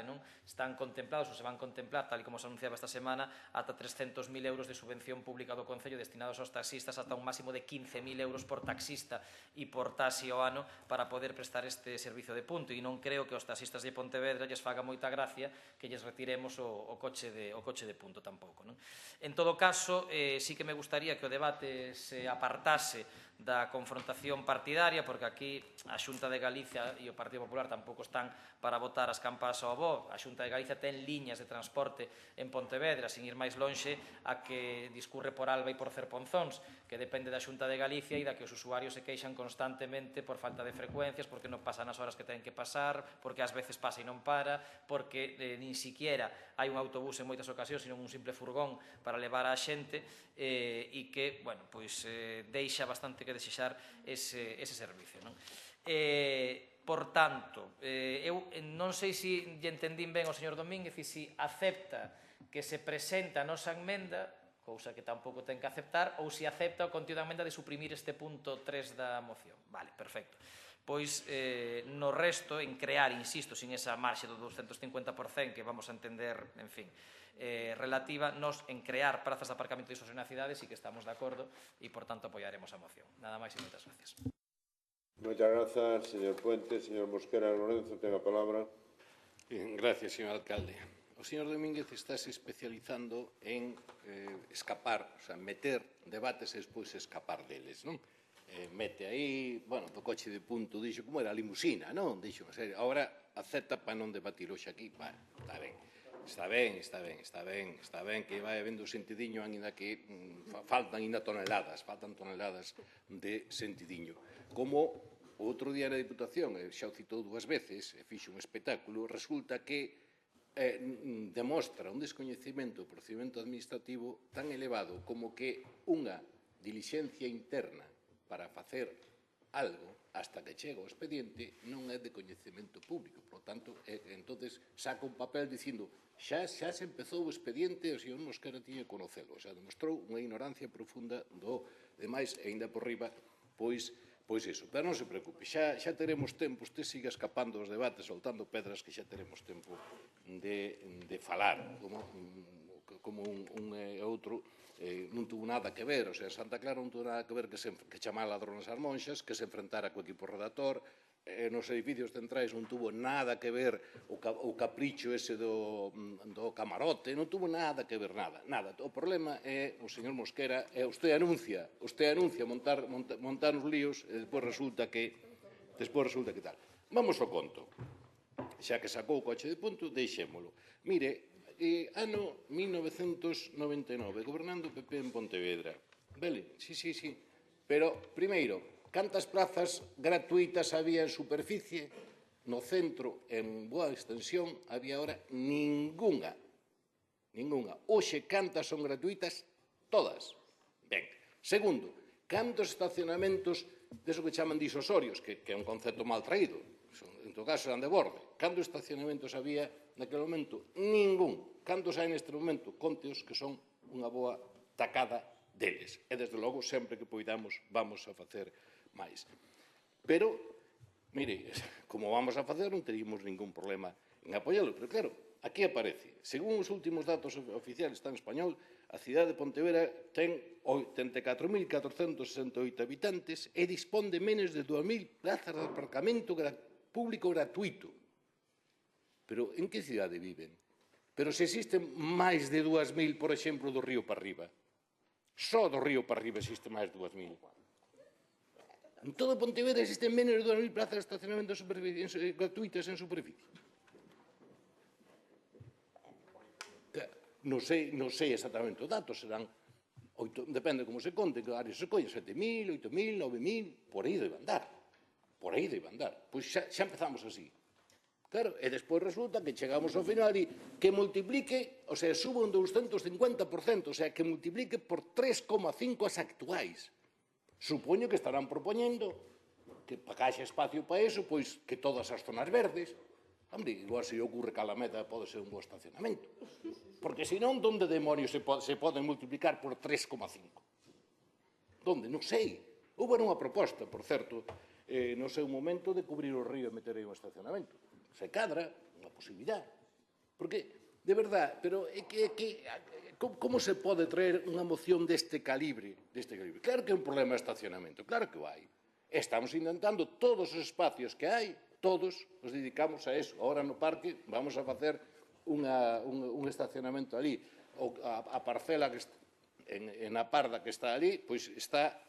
Bueno, a mí o que parece xa extraordinario, é parte van variando a argumentación, é que vayan outro día a parte de decir é que como haber 2.000 vivendas, ou seja, que a Consellería vais a saltar as súas propias normas e non vai facer estacionamento na nova zona que abre.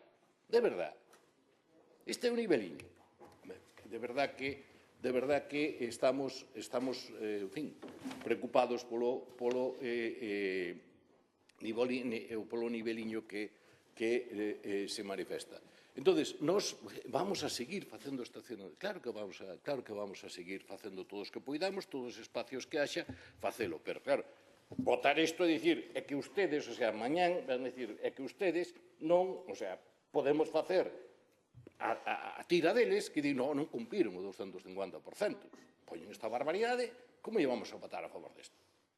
Non somos serios. Se dicimos que vamos, se pudera a posibilidade de chegarse a eso, votaríamos a favor. Pero non hai ninguna posibilidade. En todo caso, señor Domínguez, non sei se sabe que a Diputación ten moitas máis facilidade de trámite para facer algo deste tipo que o Concello. Pode e contará con toda a nosa colaboración. Fai un plan de estradas, fai un cachiño de estrada, fai un estacionamento, expropia non sabe onde, canto, o que sexa, pero expropia hasta para cumplir isto imposible. Pero, bueno, unha boa cifra e pode facelo.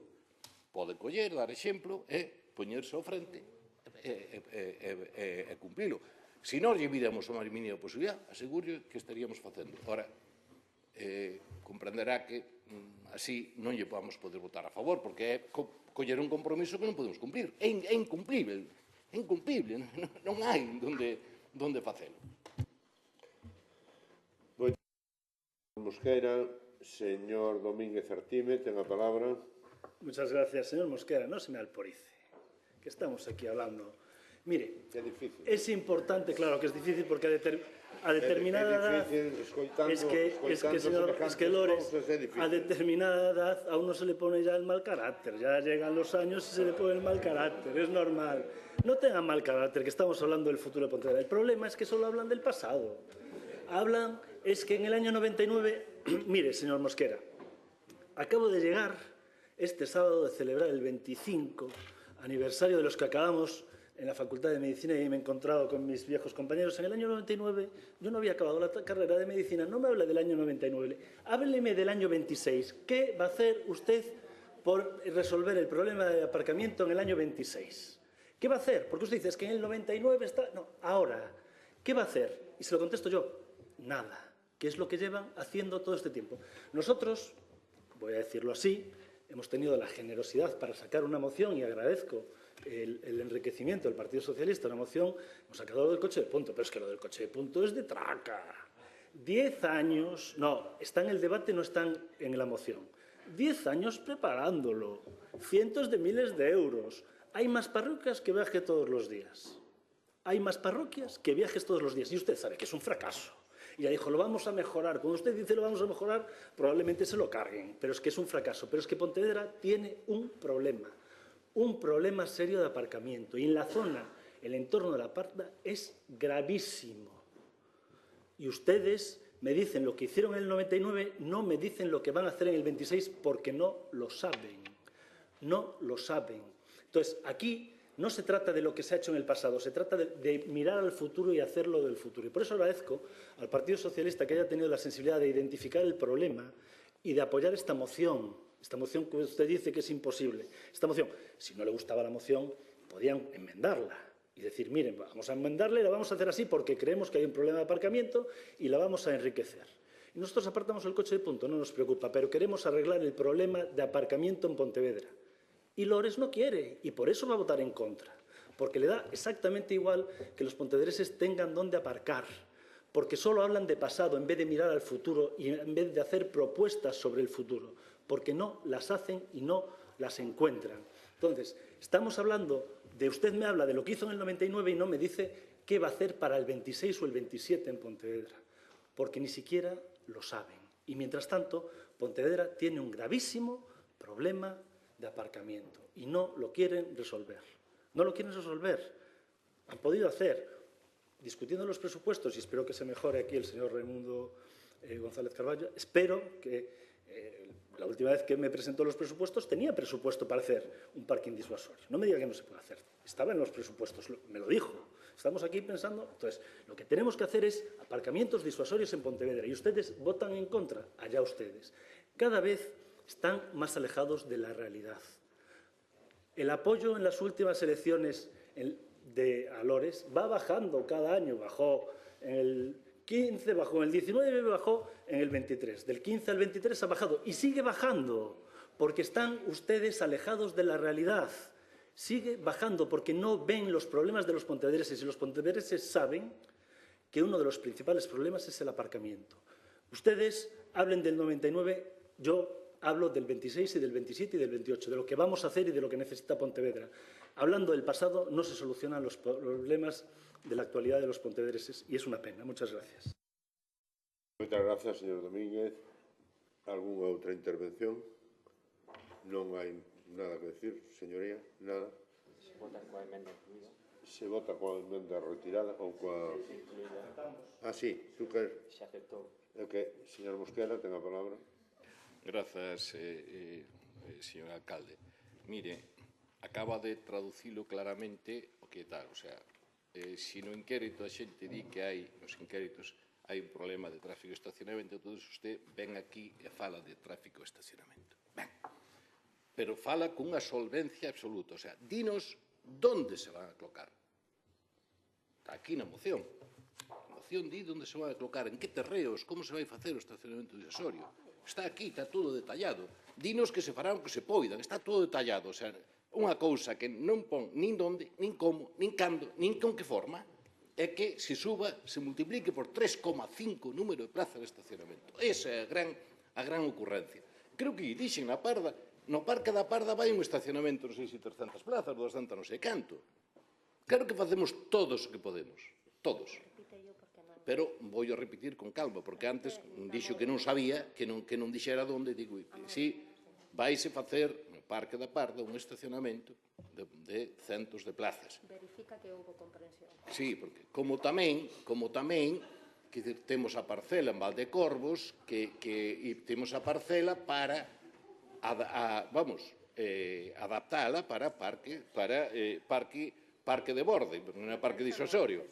É moito dato. Sí, podemos dicirlle o que ben entenda.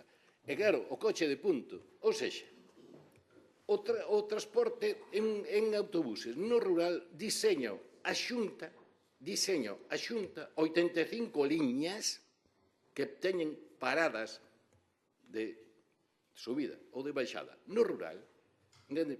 E usted ven a dicir que nos poñemos un coche de punto que recolle, tapa as faltas que toda esa tupida rede non cumple, venos a dicir que usted sabe como facelo mellor que a Xunta. Fago desde a Diputación, que ten moi fácil, ten moito máis fácil que nós, moito máis fácil, fago.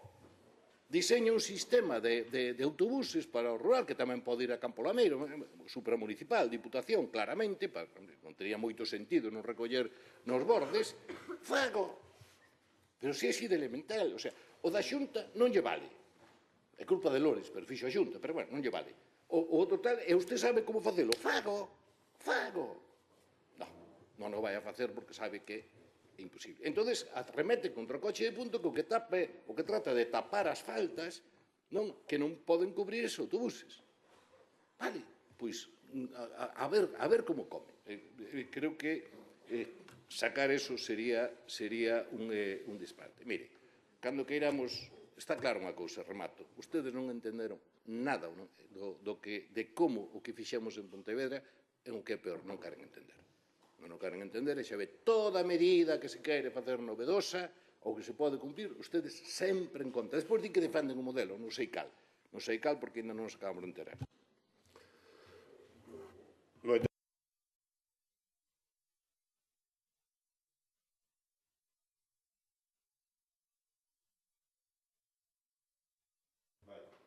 Vale. Bueno, yo creo que aquí hay quienes queremos apostar por el futuro de Pontevedra y traer soluciones para el futuro de Pontevedra, queremos apostar por resolver los problemas de los pontevedreses y uno de los problemas de los pontevedreses más importantes es, sin duda, el aparcamiento, y así lo dicen todas las encuestas, y hay otros que votan en contra porque no quieren resolver el problema o no saben o no pueden. Hay unos que miramos hacia el futuro cómo vamos a resolver los problemas y hay otros que solo hablan de lo que hicieron en el pasado. Y hace 26 años se hicieron muchas cosas, pero el problema es que ahora mismo no se está haciendo absolutamente nada. El Partido Popular trae una propuesta para ampliar las plazas de aparcamiento en Pontevedra. Lores vota en contra porque no quiere que los pontevedreses aparquen o tengan donde aparcar. Por lo tanto, creo que es evidente las dos posiciones, los que hablamos del futuro y los que hablan del pasado. Agradecer al Partido Socialista su enmienda, enriquecedora, y desde luego creo que es positivo para los pontevedreses en este caso que hayan entendido que uno de los principales problemas que hay en la ciudad es el del aparcamiento, porque los que están encerrados en su despacho no lo saben y no lo pueden resolver. Muchas gracias.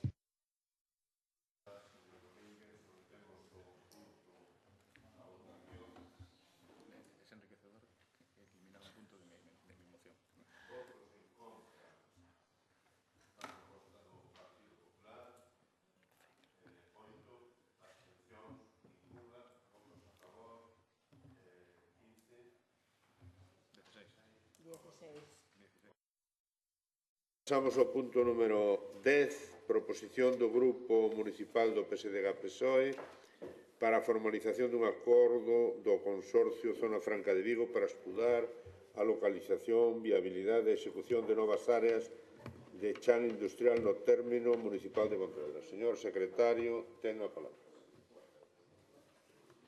Este asunto determinouse desfavorablemente na sesión da Comisión de Ordenación do Territorio, Urbanismo e Medio Ambiente, cos votos en contra do Grupo Municipal do PP e as abstencións do Grupo do BNG e a favor do PSDG-PSOE.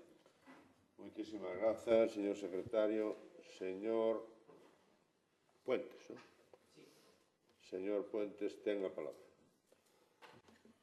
Bueno, moitas gracias, señor alcalde. Este asunto, a verdade é que o fondo, o contexto do asunto xa foi debatido neste pleno en varias ocasións, que a necesidade de dotar a Pontevedra de máis chan industrial en múltiples debates que tivemos, desde a redacción do novo Plan Xeral de Ordenación Municipal hasta convenios e acordos concretos con outras entidades para poder satisfacer esa demanda insatisfeita que Pontevedra ten desde hai moitísimo tempo, que é simplemente dispoñer de metros cadrados de chan industrial dispoñibles para que empresas, industrias, en definitiva, axentes xeradores de emprego, de riqueza e de fixación de poboación en Pontevedra se podan asentar aquí e non o fagan noutros lugares, perdendo vantaxe competitiva con eles. Hai diversas actuacións, evidentemente a que está máis encauzada e máis madura desde hai moito tempo é a ampliación do polígono industrial do Campiño, que é unha bella reivindicación tanto do Concello como dos empresarios e empresarias de Pontevedra, que por unha cousa ou por outra, pois a Xunta de Galicia non acabou de atender durante máis de 10 anos. En primeiro lugar, formalmente sí, incorporando a documentación oficial da Xunta de Galicia a este respecto, despois adiando no tempo durante os gobernos de Alberto Núñez Feijóo sin mover un só papel e desde que Alfonso Rueda é presidente da Xunta de Galicia, pois cando isto se planteou no contexto da campaña electoral das últimas eleccións municipais, a Xunta de Galicia dixo que non iba a ampliar o polígono industrial do Campiño, logo rectificou e dixo que sí, e comprometeu a ampliar ata 340.000 metros cadrados no Campiño, unha superficie que, bueno, pois xa de partida era insuficiente para atender as necesidades dunha capital de provincia como é Pontevedra e que agora, pois despois de máis dun ano de traballos, nos enteramos que vai quedar reducida prácticamente a metade, a 160.000 metros cadrados, que home, está ben e todo o que sexa sumar metros cadrados está ben, pero para que nos fagamos unha idea, se unha gran empresa, unha gran industria se quixese instalar en Pontevedra, agotaría xa prácticamente eses 160.000 metros cadrados de nova superficie no Campiño. Por tanto, a marxe desa ampliación e xa despexada a incógnita da Xunta de Galicia, que incitamos a que urbanice e aprobe canto antes eses 160.000 metros cadrados, Pontevedra segue tendo un déficit de chan industrial. E é algo que ademais non se resolve do día para mañán, que hai que empezar a tramitar no presente para intentar a medio prazo poder ter ese chan plenamente operativo, porque son moitos os trámites, autorizacións e demais que fan falta desde que se aproba ata que se poda poñer en marcha de xeito efectivo. Por iso, o que facemos, dada a inacción da Xunta de Galicia, que aquí sí que dixo claramente que non contempla contempla urbanizar ningún só metro cadrado máis de chan industrial en Pontevedra que non sexan estrictamente eses 160.000 metros cadrados do Campiño. O que pedimos é que o Concello de Pontevedra e o Goberno Municipal recurra a outras administracións que si teñen disposición de investir en Pontevedra o que a Xunta de Galicia non inviste e de construir ese chan industrial que a Xunta de Galicia non construe na nosa cidade. E particularmente estou falando do Goberno de España a través do Consorcio Zona Franca de Vigo, que reiterou oralmente, verbalmente, en moitas ocasións, pero por escrito, no mes de xuño de 2025, ao Concello de Pontevedra, a súa disposición para poder estudar novas bolsas, novas zonas de terreo que estean baleiros neste momento no término municipal de Pontevedra e que sexan susceptibles por superficie e por tipoloxía deses terrenos en transformarse en bolsas de chan industrial. E non só iso, senón que non só facer o estudio ou só localizar esas bolsas de chan, senón que, ademais, tamén Zona Franca de Vigo estaría disposta a urbanizar, a costear, en definitiva, a urbanización e a execución desas novas zonas industriais que estarían, desde xa, como acontece noutros municipios da provincia de Pontevedra, que estarían a disposición das empresas e das industrias que se quixeran instalar na nosa cidade, insisto, xerando emprego, xerando riqueza, xerando oportunidades para todos e todas os que vivimos aquí e as persoas que queran vivir aquí traballando na súa cidade, nesta cidade. Por iso, o que propoñemos na moción é simplemente que o Goberno Municipal resposte con carácter inmediato o delegado especial do Estado no Consorcio Zona Franca de Vigo a ese escrito registrado no mes de xuño de 2025, que se acepte o seu ofrecemento para elaborar un estudo de localización e viabilidade destas novas áreas de chan industrial en Pontevedra, que se formalice con Zona Franca de Vigo o convenio que lle dé amparo legal a esta colaboración e non só, insisto, para localizar esas bolsas de chan industrial, sino tamén para executar e urbanizar posteriormente de todas as posibles ubicacións que se detecten no término municipal a que se entenda como máis acaída e máis viable desde o punto de vista ambiental, desde o punto de vista de afección ás vivendas, que non afecta a ninguna vivenda, que non afecte a zonas que estean neste momento poboadas, e tamén, por suposto, desde o punto de vista patrimonial ou cultural, e que, finalmente, se dea traslado deste acordo ao Consorcio Zona Franca de Vigo. En resumo, buscar investimentos e buscar administracións que colaboren co Concello de Pontevedra e que fagan realidade as demandas dos veciños e veciñas e, particularmente, neste caso, dos empresarios e empresarias que desenvolven a súa actividade no Concello de Pontevedra. Nada máis e moitas gracias. Gracias, señor Puentes. Señor Mosquera Lorenzo, ten a palabra. Gracias, señor alcalde. Ben, esta colaboración, esta, digamos, posible colaboración da Zona Franca ou incluso da SEPI do seu momento é un asunto recurrente no que hubo varios intentos que casi sempre, por desgracia, naceron tortos porque xa, moito nos suspeitamos que había interese xusto e que neste caso tampouco nace moi ben, pero bueno, eu falei co delegado de Zona Franca e parece que hai ese interés, polo tanto, non vamos a ser nós os que digamos que non. Recordo que Teresa Pedrosa xa falara co alcalde, comigo, sobre eso, en principio tiña interés en facer algunhas cousas, non de maneira, Louro tamén que en aquel momento creo que era ca SEPI, máis ca Zona Franca, tampouco, e agardemos que esta vez sexa vaya en serio. As formas non foron as mellores, pero tampouco é cuestión de formas. Se algo se pode mellorar ou traer para Pontevedra, pois encantados, non? Porque podemos, non é cuestión de facer unha historia, pero a Zona Franca ten metido cartos en Marín, en outros lados, en Pontevedra, nunca. Digo pola historia. Vale. Ten metido cartos incluso en concellos máis ao norte, etc. E a SEPI igual. Entonces, pois se hai realmente, esa disponibilidade, por nós non vai a quedar e, polo tanto, pois vamos a axudar. Eu abriría un pouco máis o diapasón, porque se a Zona Franca pois está facendo viveiros de empresa, non estos que chaman agora, bueno, espacios de traballo colaborativo, a min usar anglicismos non me gusta nada. O Workings está facendo plan, chan productivo, etc. É dicir, ampliaría máis o diapasón para ver que posibilidades hai e, polo tanto, sentarémonos digamos, co responsable, non? Da zona franca e a ver que vías. Repito, vamos a esquecernos de toda a historia porque realmente é así unha historia bastante tal.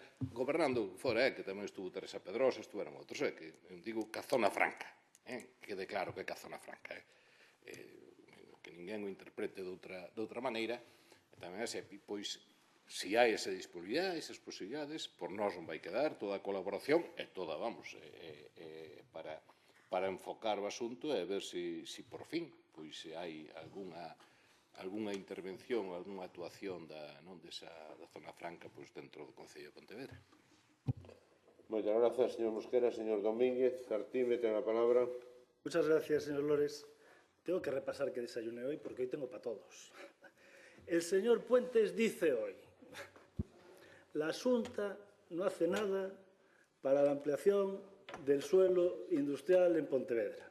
Hoy nos encontramos con esta noticia. Hoy por la mañana, es que son ustedes, siempre ponen el día. Voy a leer. Ampliación do Parque Empresarial do Campiño, un proxecto estratégico para o crecemento industrial en Pontevedra. Noticia publicada hoy en Pontevedra Viva desde esta mañana. ¿Por qué? Primero, vamos a hacer un poquito de historia, pero no tanto como el señor Mosquera. En primer lugar, porque la Xunta de Galicia hoy va a presentar unos presupuestos históricos para Pontevedra. Unos presupuestos históricos para Pontevedra que además los va a presentar en algo que es importante, en tiempo y forma. ¿Cómo los va a presentar? En tiempo y forma, y los va a aprobar la Diputación de Pontevedra, cosa que no hace el Gobierno de España, de Pedro Sánchez. Ni siquiera, no es que no los apruebe, es que ni siquiera los presenta. Y en esos presupuestos va a haber una partida para la ampliación del Parque Empresarial del Campiño. Un proyecto que presentan hoy y que se dice hoy que va a ser, déjenme ponerme las gafas, con un presupuesto para Pontevedra de 11,6 millones de euros y que va a ampliar en 160.000 metros cuadrados el espacio empresarial. Es verdad que todo el mundo quería más, pero es verdad que siempre hay cuestiones técnicas que no pueden a veces solventarse. Y ojo, aquí la Xunta de Galicia va de la mano con el Concello de Pontevedra. Aquí van de la mano con el Concello de Pontevedra. Por lo tanto, es un proyecto todo. Entonces, el Partido Socialista, en un proyecto, cuando la Xunta va a invertir 11,6 millones para que haya más suelo empresarial, dice, ¿qué podemos hacer?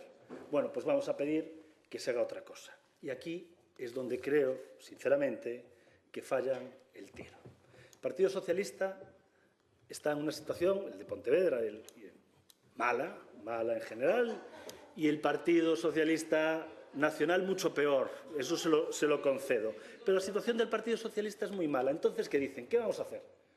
Vamos a hacerle la pelota al que manda el Partido Socialista. Y entonces dicen, vamos a hacerle la pelota a Caballero a través de regades. ¿Y cómo podemos hacer que Vigo entre en Pontevedra? Pues vamos a pedir la zona franca que dirija lo que tenemos que hacer en Pontevedra. Yo me niego. Me parece bien que el señor Lores sea sumiso a Caballero. Yo me niego profundamente. Me niego profundamente a que venga Caballero a Pontevedra a decirnos cómo tenemos que hacer las cosas. Me niego, y no es la primera vez. Por lo tanto, no cuenten con el apoyo para esta moción del Partido Popular. Yo entiendo que ustedes tengan que rendir pleitesía al PSOE de Vigo. Lo entiendo profundamente y más en la situación que están últimamente. Pero, desde luego, no cuenten con el Partido Popular para que seamos sumisos al PSOE de Vigo y a Caballero, bajo ningún concepto. Me niego profundamente a eso. Ustedes resuelvan sus problemas internos de la forma que necesiten, pero no metiendo al Concello de Pontevedra aquí e implicando a Zona Franca para que haga no sé qué, para que le diga a la Xunta y la Xunta luego haga lo que diga Zona Franca. Es lo que nos faltaba a los pontevedreses. Les recuerdo que Pontevedra es la capital de provincia. A usted, a Regades y al señor Caballero. Por lo tanto, no tiene que venir el señor Caballero a decirnos aquí lo que tenemos que hacer los pontevedreses. En Vigo ha sido legítimamente elegido y, por lo tanto, no tengo nada que decirle. Pero que venga aquí a Pontevedra a decirnos lo que tenemos que hacer por una debilidad interna del Partido Socialista de Pontevedra, me niego. Por lo tanto, no pueden contar con nosotros para esta moción. Muchísimas gracias. Gracias, señor Domínguez. Señor Puentes, ten a palabra. Vou contar como o señor Domínguez en TikTok, que decía estes días 1, 2, 3, 5, olvidábase o 4, en fin, así bota as contas habitualmente, e así bota, sí, almorzou o 4 da conta atrás que facía outro día no TikTok, pero así bota as contas e así conta os contos neste pleno. A ver, vou intentar, logo corríxame vostede, se o entendín mal. Vostede vai votar en contra de que o Goberno de España urbanice e dote a Pontevedra de chan industrial porque nos vienen los de Vigo a pagar el terreno industrial en Pontevedra. É ese o razonamento, máis ou menos, non? Algo así. A verdade é que eu recoñézolle capacidade inventiva ten bastante, non? Ahora, se alguén o entende, que por favor levanta man nesta sala ou levanta man fora que nos estea vendo por streaming, non? Porque eu cóstame chegar a entendelo, non? Eu, mire, sinceramente, a min, se alguén quere vir a Pontevedra a construir chan industrial, e evidentemente respetamos unha serie de condicións, non afectar a casas, non afectar ao patrimonio natural, non afectar ao patrimonio cultural, sinceramente, benvido sexa. O gallá fora a Xunta de Galicia a través de Xestur. O problema é que non o fai. Di vostede que hoxe celebra que o orzamento da Xunta de Galicia contemple esa cantidade. Non, xa eu dixen eu, contempla esa cantidade para facer a metade do que tiña previsto facer en Pontevedra de chan industrial. Vale, apareceu a afección a uns terreos que non se poden tocar. Pareceme perfecto. E eu podo comprar o argumento. Pero entón dígame, Xunta de Galicia, Partido Popular, en vista diso, queren invertir en Pontevedra o que dixeron que iban a invertir ou van nos deixar sen a metade de chan industrial que nos dixeron que nos iban deixar e, por tanto, sen a metade do investimento que nos dixeron que iban facer en Pontevedra para dotarnos de chan industrial? Esa é a cuestión. A min preocúpame que a Xunta de Galicia non invirta en Pontevedra o que ten que invertir e que non construa o chan industrial que ten que construir. Que o faga Zona Franca de Vigo, que, aínda que leve, tamén debería ler un pouco, porque tamén disto, porque aínda que leve o nome de Vigo, no seu nome, Zona Franca de Vigo é un consorcio que ten capacidade de actuación nin siquiera na provincia de Pontevedra, en todo o noroeste da península ibérica. É a Zona Franca do noroeste, a de Barcelona do leste, a de Andalucía en Cádiz a do sur, esos son as zonas francas. E teñen actuación para actuar, ten capacidade para actuar en todo o noroeste de España, a península ibérica, neste caso, salvando Portugal. E, por tanto, é un ente do Goberno de España que leva o nome de Vigo porque está radicado en Vigo, pero, en fin, non actúa nin moito menos ás ordes de Vigo, e se actuase ás ordes de Vigo, eu encantado de que Vigo teña a sensibilidade que un presidente da Xunta de Galicia que é de Pontevedra non ten coa súa cidade, e que Vigo, se o quere plantear neses términos, poda investir, que non é Vigo, é o Goberno de España, pero poda investir en Pontevedra, o que Alfonso Rueda de Pontevedra e o Partido Popular de Pontevedra non queren que a Xunta de Galicia invista en Pontevedra.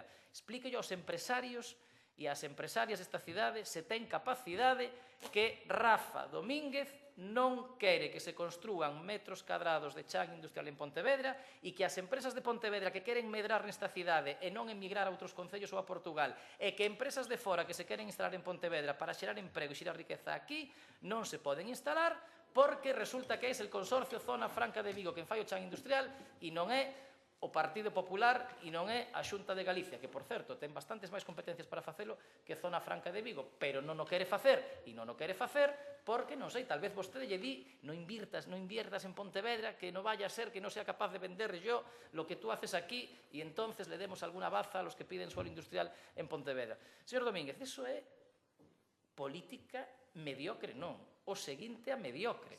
E para unha persoa que quere ser alcalde de Pontevedra, votar en contra de algo tan básico como que outra administración invirta nesta cidade, a verdade é que eu non o entendo. E, por certo, se quere falar de proxectos estratégicos, home, a Xunta de Galicia leva contemplada a ampliación do polígono industrial do Campiño, creo recordar, algo así como desde hai máis menos 12 anos, que o leva considerando proxecto estratégico.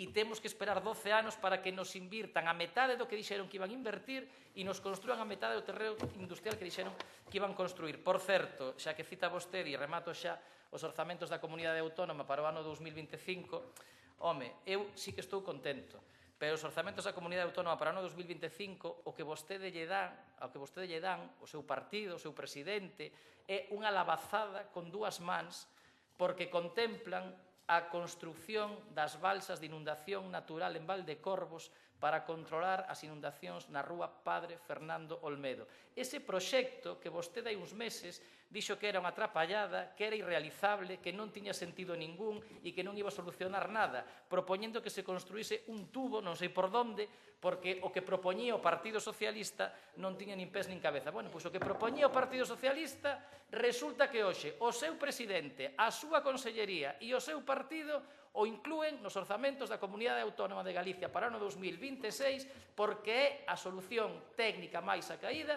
para evitar as inundacións en Padre Fernando Olmedo. Iso é o que respeta a vostede o PP de Galicia, a Xunta de Galicia, o seu partido e é o nivel de coñecemento das necesidades desta cidade que ten vostede, que é ningún.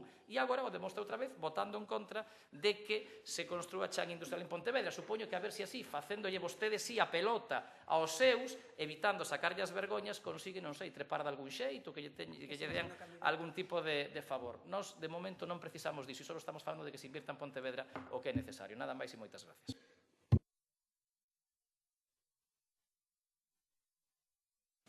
Sí, moi brevemente, que xa estendemos suficiente. Mire, sempre é o mismo rifirrafe, peloteo e demais. Nos, se é algo que é positivo Pontevedra, veña de quen veña, así o aceptamos, como no seu momento, por exemplo, pois a señora Pedrosa pois intentou facelo, non lle deixaron, e o presidente era Mariano Rajoy, o sea que ningún problema. Se o fai, encantados da vida, igual que se agora, pois, é a Zona Franca e o goberno do PSOE, encantados da vida. Agora, agardemos que vaya, por nós non vai a quedar, vamos a votar a favor. Señor Mosquera, señor Domínguez, ten a palabra. Sí. Muchas gracias. El día que el presidente Rueda anuncia una inversión de 11,6 millones de euros para ampliar el Campiño, llega el señor Puentes y dice, no, esto sí, muy bien, pero nosotros es que queremos otra cosa que la va a hacer Caballero en Pontevedra. Me niego. Agradezco que usted esté contento con los presupuestos del presidente Rueda, con la calle Fernando Olmedo, con los que me reuní varias veces con los vecinos y que por fin, después de 25 años de los cuales usted estuvo mucho en el gobierno, se van a solucionar los problemas. Del túnel le pregunta a usted al señor Mosquera si quiere, pero yo estoy contento que usted esté encantado con esos 11,6 millones de euros que se va a ampliar. Es que llevaban no sé cuántos años, sí, pero Rueda lo hace. Es que llevaban 25 años con inundaciones, sí, pero Rueda lo hace. Rueda cumple con Pontevedra lo que usted no cumplió en los últimos tiempos.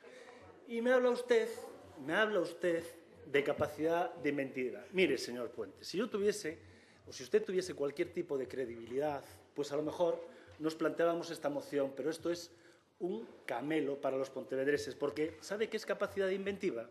Capacidad de inventiva es que usted diga a los pontevedreses que va a abrir Reina Victoria. Falso. Capacidad de inventiva es que usted diga que va a llevar el mercado al centro. Y capacidad de inventiva, y se lo recuerdo aquí, es una cosa, ¿cómo se llamaba? Pontevedra Bluff. ¿Se acuerda de los 25 millones que usted prometió a todos los pontevedreses? ¿Dónde están los 25 millones? Por lo tanto, usted viene aquí con la única intención de intentar afear a Rueda e intentar contraponerse a una buenísima noticia. Rueda invierte 11,6 millones para ampliar el Campillo. Es más, lo ha dicho usted, yo no lo traje. Rueda compromete 2,4 millones para solucionar los problemas en Fernando Olmedo que en 25 años no se solucionaron en Pontevedra estando usted en el gobierno. Yo entiendo que usted esté fastidiado. Y entonces diciendo, estoy fastidiado, ¿qué puedo hacer? Bueno, pues le hago la pelota a mis jefes, que es lo que ha hecho. Por lo tanto, inventiva usted. Y al lado de la inventiva va la falta de credibilidad. Porque cuando usted le dé a los pontevedreses los 25 millones de euros que le prometió, podremos hablar de credibilidad, señor Puentes, que no tiene ninguna. Me niego, aunque usted y el señor Lores quieran hacerle la pelota a Caballero, me niego a que Pontevedra venga aquí, Caballero y Regades, a decirle lo que tenemos que hacer. Me niego absolutamente. Y me niego en las formas. Porque las formas, si quisieran, pedían una reunión, se sentaban con el alcalde y explicaban el plan. Lo que no puede ser a través de una moción del Grupo Socialista, que usted entiende que no es la forma correcta. Por lo tanto, esto es una utilización política porque están profundamente decepcionados con el presupuesto del señor Rueda. Yo lo entiendo. Yo lo entiendo porque son presupuestos históricos para Pontevedra y le pediría que los presupuestos de su partido, de Pedro Sánchez, ya no pido que sean históricos para Pontevedra, pido por lo menos que los apruebe. Muchas gracias. Moitas grazas, señor Domínguez. Sometemos o asunto... cerras tú, sí. Si usted perdone, señor Puentes. Ten 2 minutos. Mire, señor Domínguez, a cuestión é moi fácil. É dicir, eu non critiquei en ningún momento que se vai a cometer esa ampliación do polígono do Campiño que está nos orzamentos da Xunta de Galicia. Mais, dixen na miña intervención que benvida sexa despois de 12 anos de retraso. O que pasa é que é insuficiente. E o que vostede ten que decidir é se lle parece suficiente esa cantidade de chan industrial para Pontevedra ou se é necesario ter máis. E se é necesario ter máis, como non van vir os Reis Magos, e non creo que haxa ningún neno e nena vendo pleno neste momento, non vai vir os Reis Magos a construirnos o polígono industrial, vostede ten que decidir a quen lle pide que faga ese chan industrial que Pontevedra precisa. Porque entendo que vostede dá matraca co chan industrial constantemente e os empresarios e a industria e Pontevedra e tal, pero isto hai que materializalo en algo. Se entende que é necesario ter chan industrial en Pontevedra, haberá que pedirlo a alguén. E mira que fácil lle poñemos, que lle pedimos ao malvado Pedro Sánchez, al Gobierno de España, al Partido Socialista. Nin siquiera lle pedimos á Xunta, porque xa non confiamos na Xunta, porque lle pedimos 1000 veces e non o fixo. Entón, todo o demais que ten aquí vostede, bueno, pois son disculpas de mal pagador. Entón, a cuestión é, señor Domínguez, cree que fai falta máis chan industrial en Pontevedra á marxe desa pequena ampliación do Campiño de 160.000 metros cadrados que vai facer a Xunta de Galicia? Sí ou non? E se é que sí, non lía perdiz, non marea perdiz.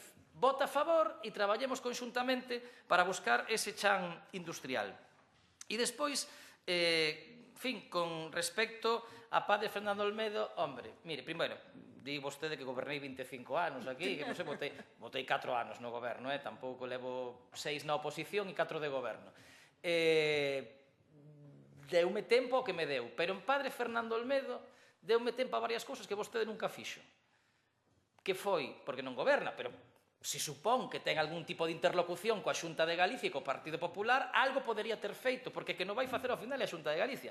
Pero por que vai facer a Xunta de Galicia? Mire, en primeiro lugar, vai non facer a Xunta de Galicia porque este concelleiro, cando era Concelleiro de Desenvolvemento Sostible e a Xunta de Galicia presentou o novo plan de zonas de inundación de Galicia, presentou desde o Concello de Pontevedra un recurso para que a Xunta incluíse a padre Fernando Olmedo nas zonas con risco de inundación de Galicia, que non estaba incluído. A Consellería de Medio Ambiente aceptou ese recurso e automáticamente padre Fernando Olmedo está incluído nas zonas de risco de inundación de Galicia. E a partir de aí elaboramos un estudo que xa nos dicía hai 4 anos, máis de 4 anos, que a solución técnica viable para evitar esas inundacións era construir balsas de inundación natural en Valdecorvos. Proposta da que vostede se riu, da que vostede dixo que non existía absolutamente nada, da que lle pediu á Xunta de Galicia que non lle fixera nin caso e que non a fixese. Mentres nós, coa Xunta de Galicia e con Aguas de Galicia particularmente, xestionábamos para que esa proposta se adecuase ao que a Xunta de Galicia e o Consello de Medio Ambiente consideraban necesario facer aí e fixemos unha proposta que lle remitimos á Xunta de Galicia antes da finalización do anterior mandato para poder adecuarnos e para poder conxuntamente coa Xunta poder facer esa actuación. E esa é a actuación que se vai facer a día de hoxe, que é construir balsas de inundación natural en Valdecorvos. O sei que non vista o santo de outro xeito.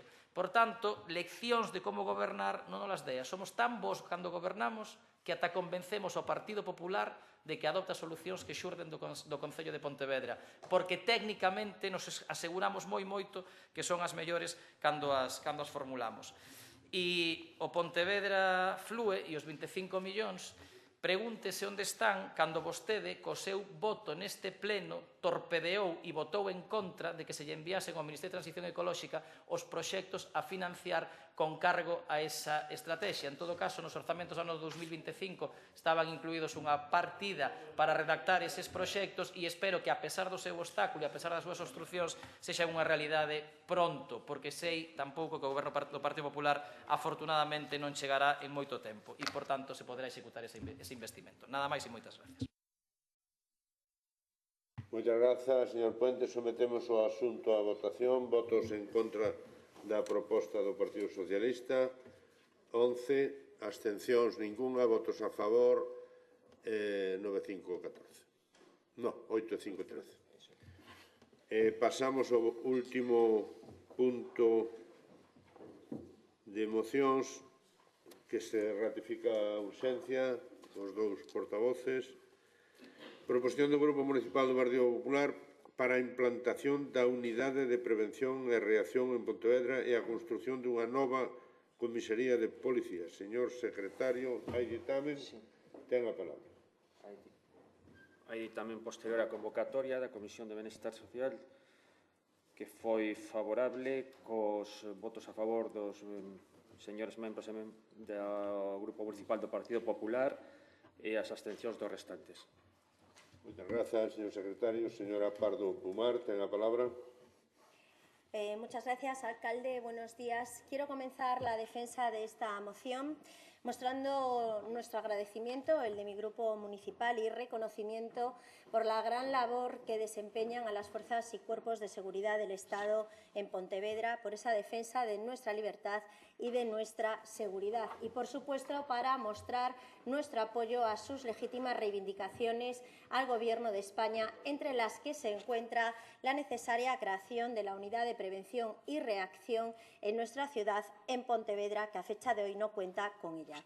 Estas unidades son esenciales para garantizar una rápida respuesta que sea rápida, eficaz y disuasoria en los casos de alteración de orden público. Unidades que tienen, entre otras, funciones de mantenimiento, de prevención y, en su caso, de restablecimiento de la seguridad ciudadana y del orden público, y que estaría integrada por 31 agentes.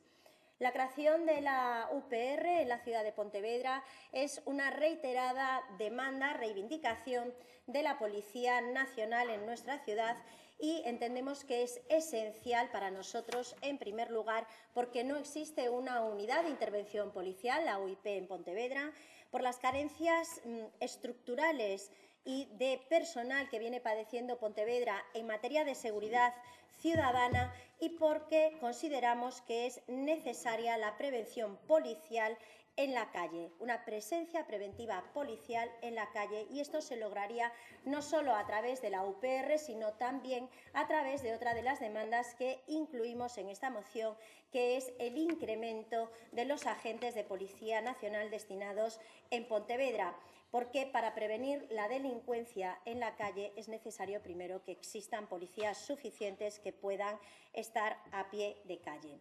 Nadie puede permanecer ajeno a que en los últimos años la sensación de inseguridad ciudadana se ha incrementado entre nuestros vecinos en Pontevedra, y que también los altercados y los incidentes que han existido se han visto al alza o incrementados. Por ello es necesario que se adopten una serie de medidas que sean efectivas para atajar los problemas de convivencia ciudadana que padece Pontevedra y que tanto daño están causando a la imagen de nuestra ciudad. En el bloque nacionalista gallego, primero, se negó lo evidente, que Pontevedra tiene un serio problema de convivencia ciudadana, y ahora lo que pretenden es que normalicemos aquello que no lo es. No es normal esa sensación de inseguridad, no es normal ese incremento de altercados en la calle, y no es normal que nuestros policías no tengan los medios materiales y humanos necesarios para poder desarrollar su trabajo en condiciones dignas. Nosotros lo que queremos es una Pontevedra segura, una Pontevedra donde la imagen habitual no sea la de personas consumiendo alcohol o sustancias tóxicas en plena calle, en las proximidades de colegios o en parques infantiles, que los comerciantes y los hosteleros puedan desarrollar su trabajo tranquilamente, una Pontevedra donde nuestros policías cuenten con todos los recursos necesarios para poder desarrollar su trabajo. Por ello es por lo que instamos al Gobierno central a que dote a nuestra ciudad de la tan demandada UPR. Yo les pediría que reconsiderasen su voto, que votasen a favor de dotar a Pontevedra de la UPR. Me gustaría que los señores que el PSOE me explicasen por qué negaron esto a Pontevedra en el Gobierno central. En la Comisión de Interior del Congreso se votó en contra por parte del Partido Socialista de dotar de una nueva comisaría provincial a Pontevedra y de una UPR. El argumento ofrecido en noviembre del 24 por el diputado socialista que defendió su posición en contra era que lo que sucediese en Pontevedra ya podía ser cubierto con la UPR existente en Vigo. UPR que también sirve para dar servicio, no nos olvidemos, a Redondela. Por eso les pregunto por qué niegan a Pontevedra lo que, sin embargo, conceden a otras ciudades gallegas. Los sindicatos policiales han sido claros y advierten, además, de un deterioro de la seguridad ciudadana y muchos comisarios están denunciando que los índices de criminalidad se están maquillando, porque la realidad es que estos índices están al alza, especialmente en los delitos más graves, como han denunciado los sindicatos policiales, como son las agresiones sexuales con penetración y también el tráfico de drogas.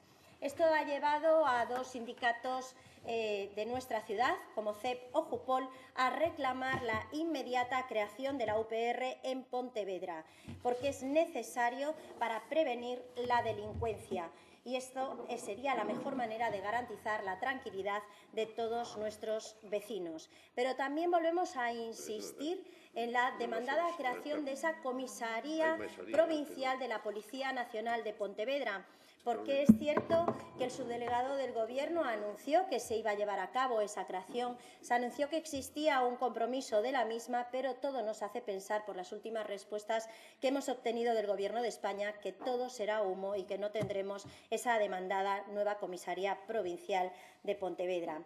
Igualmente, ante la creciente preocupación por la presencia de bandas juveniles en nuestra ciudad, de lo que han alertado también los sindicatos policiales y especialmente tras el grave incidente ocurrido este verano en la plaza de Barcelos, que, por cierto, señora Villaverde, usted primero negó la existencia de bandas juveniles en nuestra ciudad, ocultando, como posteriormente pusieron de manifiesto los sindicatos policiales, la existencia de un informe de policía en que ya alertaba de la creación o existencia de al menos una banda juvenil en nuestra ciudad. Por lo tanto, entendemos que es necesario que se adopten mecanismos para prevenir esta actuación y la violencia de las bandas juveniles y, sobre todo, la captación de nuestros jóvenes a través de las redes sociales. Por eso, instamos al Gobierno de España a que cree un plan nacional de seguridad dedicado a la implementación de nuevas medidas para la lucha contra la violencia de las denominadas bandas juveniles, porque es necesaria la prevención. Después, si no, vienen los disgustos. Aprovecho ya para terminar pidiendo, por favor, el voto a favor, especialmente al PSOE, puesto que del bloque no espero mucho o nada por la poca querencia que han manifestado en múltiples ocasiones hacia nuestras fuerzas y cuerpos de seguridad del Estado, y por eso les pido al PSOE que reconsideren su voto y que apoyen esta moción. Muchas gracias. Muchas gracias, señora Pardo Pumar. Señor Fariña Casanova, ten a palabra.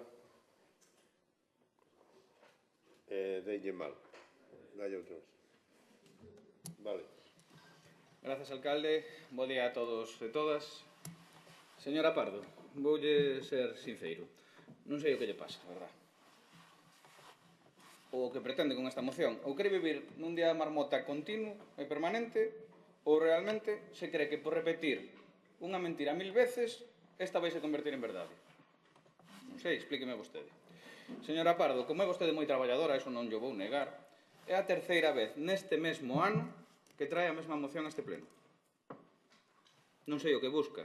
Non creo que queira facer demagoxia. Non sería propio do seu grupo. Pois ben, xa yo anticipo, nós imos apoiar esta moción por terceira vez. Porque, como xa lle dixen en maio, a última vez que a presentou, nós non facemos demagoxia con temas tan importantes como a seguridade cidadá. E tanto é así que xa dende o ano 2004, na que nós tamén nos reunimos cos sindicatos policiais, e gracias a esa reunión, eles reuníronse coa subdelegación, a subdelegación iniciou os trámites para que esa nova comisaría que xa solicitou en maio e que volva a solicitar hoxe poida ser realidade. Confíe vostede. Debería saber, como xurista que é, debería saber que os trámites administrativos levan tempo. De maio ata outubro é difícil, bastante difícil, ver unha nova comisaría. En canto a unidade de prevención e reacción para Pontevedra, a tan demandada UPR, demandada agora, porque en maio non debía ser tan importante, ou olvidouselle nesa moción. Non o teño claro. Esa unidade de prevención e reacción pregúntanos a nós se que consideramos se é necesaria, porque na Comisión de Interior do Congreso un compañeiro dixo que non. Eu lle podo dicir, o que lle podo dicir ao respecto, é que a responsabilidade de que se cree ou non esa unidade de prevención e reacción é do director adxunto do operativo da Policía Nacional. Estará de acordo con eso, non? Vale. É que por primeira vez, e creo que non levamos gobernando 50 anos este país, por primeira vez a subdelegación de Pontevedra solicitou e enviou un informe para que esta unidade de prevención e reacción fose posible. Non o fixo nin Ana Pastor, nin Mariano Rajoy, nin Millán Mon, ningún deles o fixo. Entón, como comprenderá, leccións asustas. En fin, señora Pardo, poderíamos pasar toda a mañán discutindo sobre datos de si hai máis ou menos policías, si estamos mellor ou peor que noutras épocas. Pero aquí todos sabemos que os que eu lle expoña non lle van valer. Porque vese que en maio os do subdelegado non lle valeron. E o pasado día 12, o tenor dos seus aspaventos na tribuna de autoridades, tampouco lle deberon valer os do coronel da Comandancia de Pontevedra. Palabras textuais do coronel. Pontevedra é unha provincia segura, cunha taxa de criminalidade de 35 delitos por cada 1000 habitantes, 15 puntos por debaixo do nacional. Non sei, Pontevedra é insegura, se vostede o di. Así que, se me permiten, vamos a forrarlle este debate a todos os membros desta corporación, porque xa é repetido por terceira vez, e só me queda decirlle, ánimo, Pepa, siga igual que aínda quedan 2 plenos máis en 2025. Moitas grazas, señor Fariñas. Señora Villaverde Pego, ten a palabra. Moitas grazas, señor alcalde. Moi bo día a todos e a todas. Partindo en que a señora Pardo e o Partido Popular seguen insistindo en manchar a imaxe de Pontevedra, alimentando ese relato paralelo de que esta cidade é peor que o Bronx nos seus tempos e que é unha cidade super insegura, cousa que choca coa realidade das rúas e cos datos obxectivos que xa temos traído a este debate e creo que xa quedaron bastante claros e que din que Galiza é unha das comunidades autónomas máis seguras do Estado e Pontevedra, unha das cidades máis seguras de Galiza, pois deixando isto aparte, no que tamén creo que temos claro que non coincidimos, pois seguimos os acordos e queren solicitar aumentar os recursos e medios para o control, a investigación e, sobre todo, a prevención de actos delictivos na comarca ou na cidade de Pontevedra, pois adiante. Aquí todo o que veña a rede é peixe. E se queren pois aumentar os recursos e mellorar os servizos, pois ben o puideron ter feito tamén cando gobernaron, que parece ser que daquela non lles acordou, pero, bueno, queren o solicitar agora, solicíteno, non temos problema ningún, non seremos nós os que vos digan, os que lles digan que non. Queren construir unha nova comisaría de policía? Tamén veo ese debate aquí e tamén votamos a favor, parece que dende a subdelegación e o Ministerio considera que teñen que mellorar as instalacións. Nós xa dixemos daquela que non nos parece o mellor sitio telo no medio de edificios residenciais e ao lado dun colexio, unha comisaría da policía, polo tanto, nada en contra en que se cambie a ubicación e se melloren esas instalacións. Aumentar o número de axentes?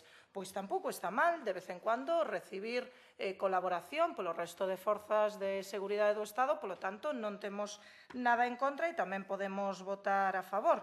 En canto a elaborar un plan nacional de seguridade, eu aquí entendo que fala dun plan galego de seguridade, non sei ata que punto é necesario, pero si o que se refire a un plan estatal, pois xa me sobarda un pouquiño máis, non sei as necesidades que teñen por aí de planificar ou estudar, pero tampouco teño nada en contra en que se estude, se planifique e se faga todo o ben que se considere por parte do Ministerio.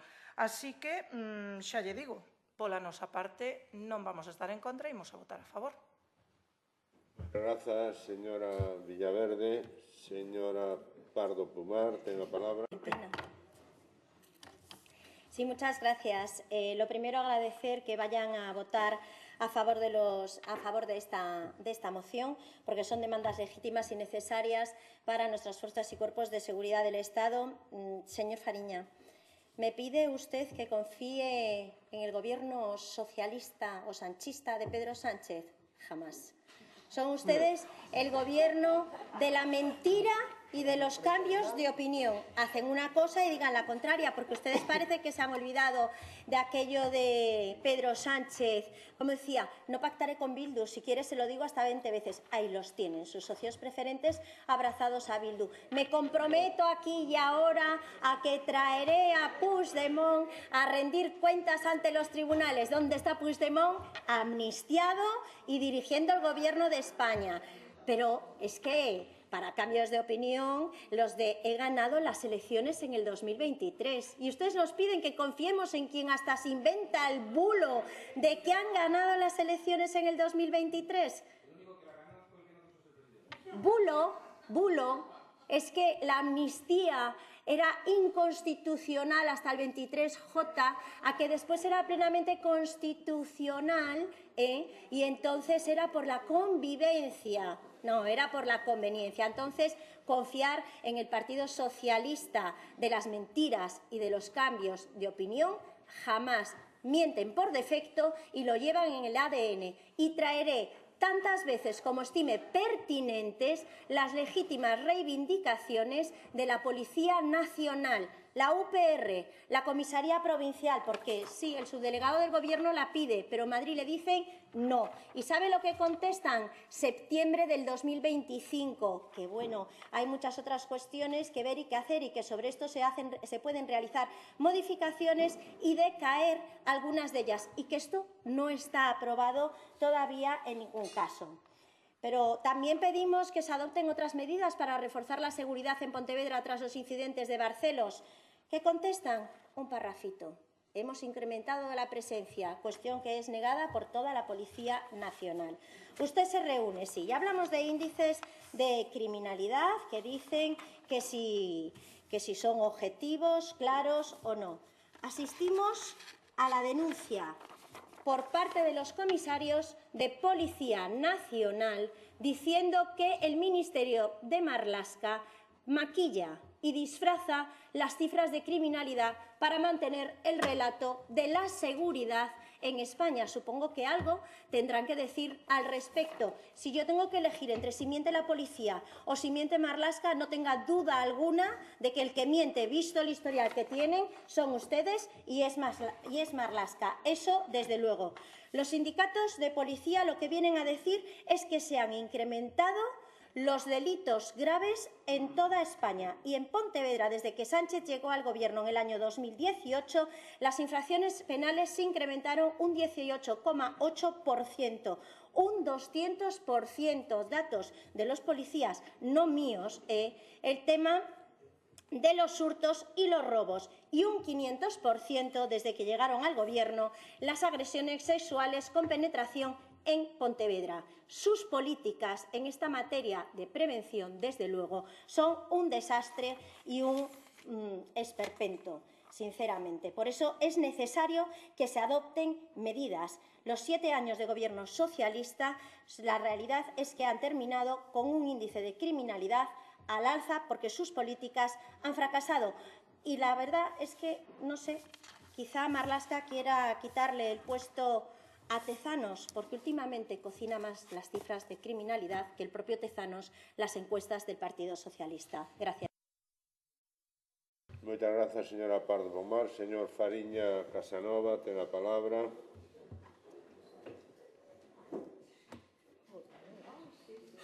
Señora Pardo, a ver, primeiro, non está no Senado, está no Pleno de Pontevedra, céntrese. Segundo, xa sabemos que a única persoa que gañou as eleccións foi o señor Rafa Domínguez, pero non quixo ser alcalde. Que lle vamos a facer? Insisto, os datos que lle acabo de dar non os dou eu. Estaba vostede ali, non os dou eu. Deunos a Garda Civil. Se non confía na Garda Civil, non é meu problema, é seu. Insisto, cree que por repetir algo moitas veces vai quedar asumido pola ciudadanía, pero os pontevedreses e as pontevedresas non son parvos.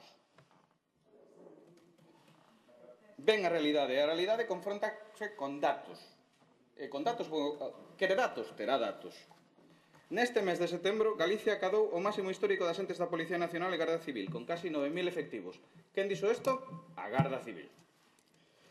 O récord de profesionais de forzas e corpos de seguridade do Estado dende a súa existencia. E consolidouse como a terceira comunidade máis segura de España. Isto, se o confrontamos coa etapa anterior, coa etapa dun tal M. Rajoy, nesa etapa perdéronse 500 efectivos. 250 da Policía Nacional.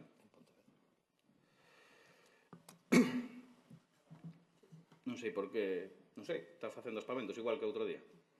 Pois nada, sigamos.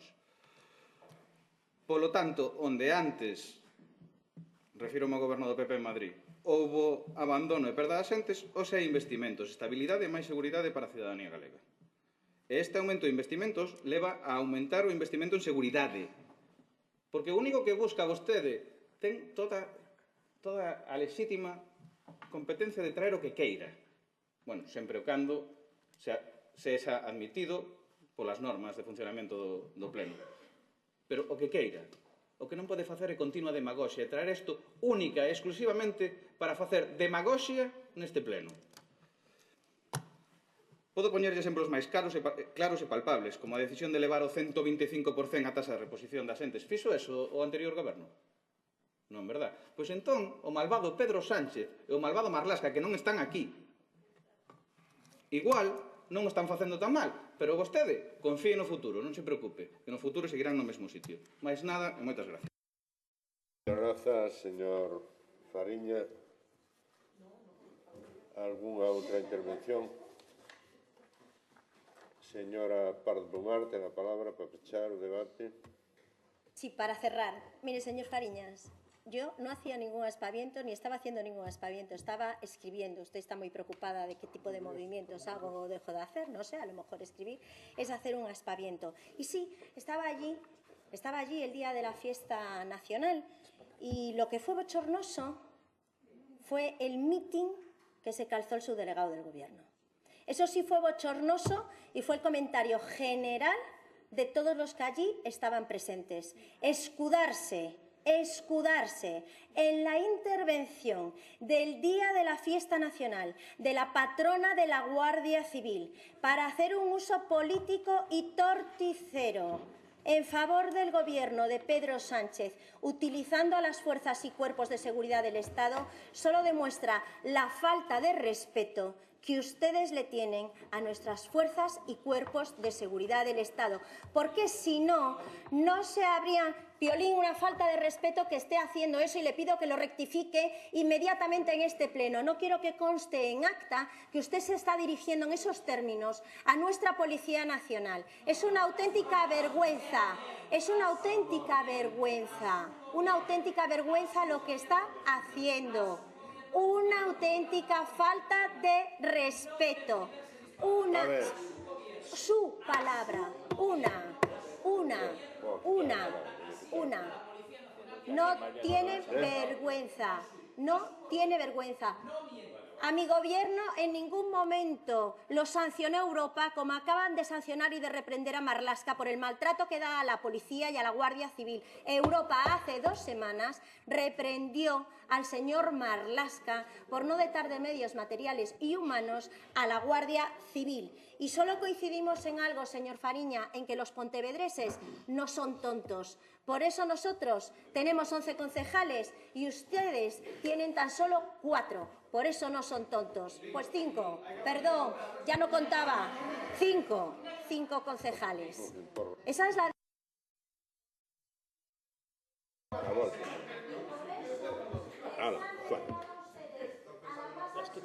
Quitei a palabra, menos a mí mesmo.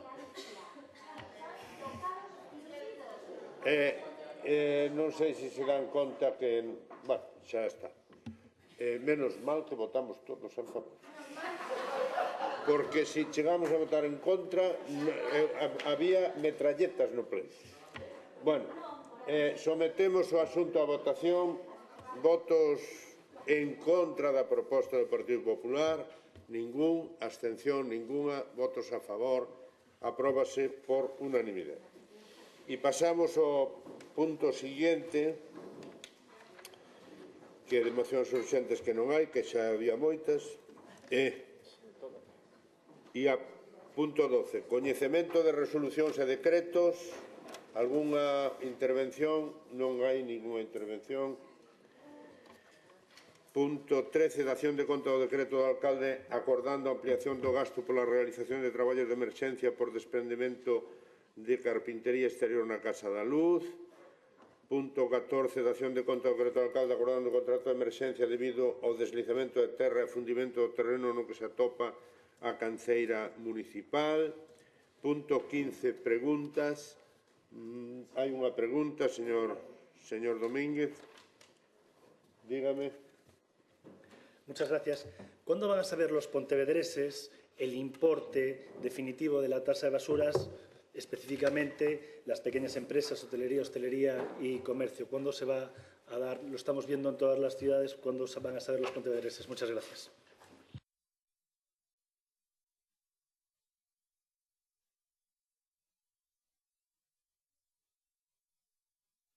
A ver, me parece que na comisión non lle deron o recado suficientemente claro, non? O sea, primeiro, non vai haber subida da taxa de lixo, vale? Da taxa dos residuos. Non vai habelo.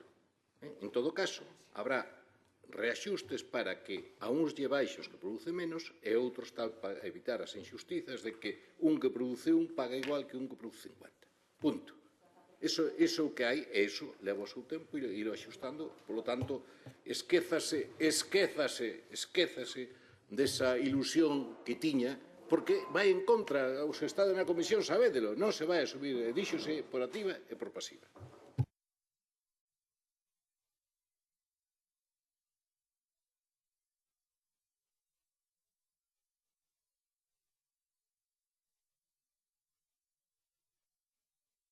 Non hai rogos, logo levántase a sesión. Bo día a todos e a todas.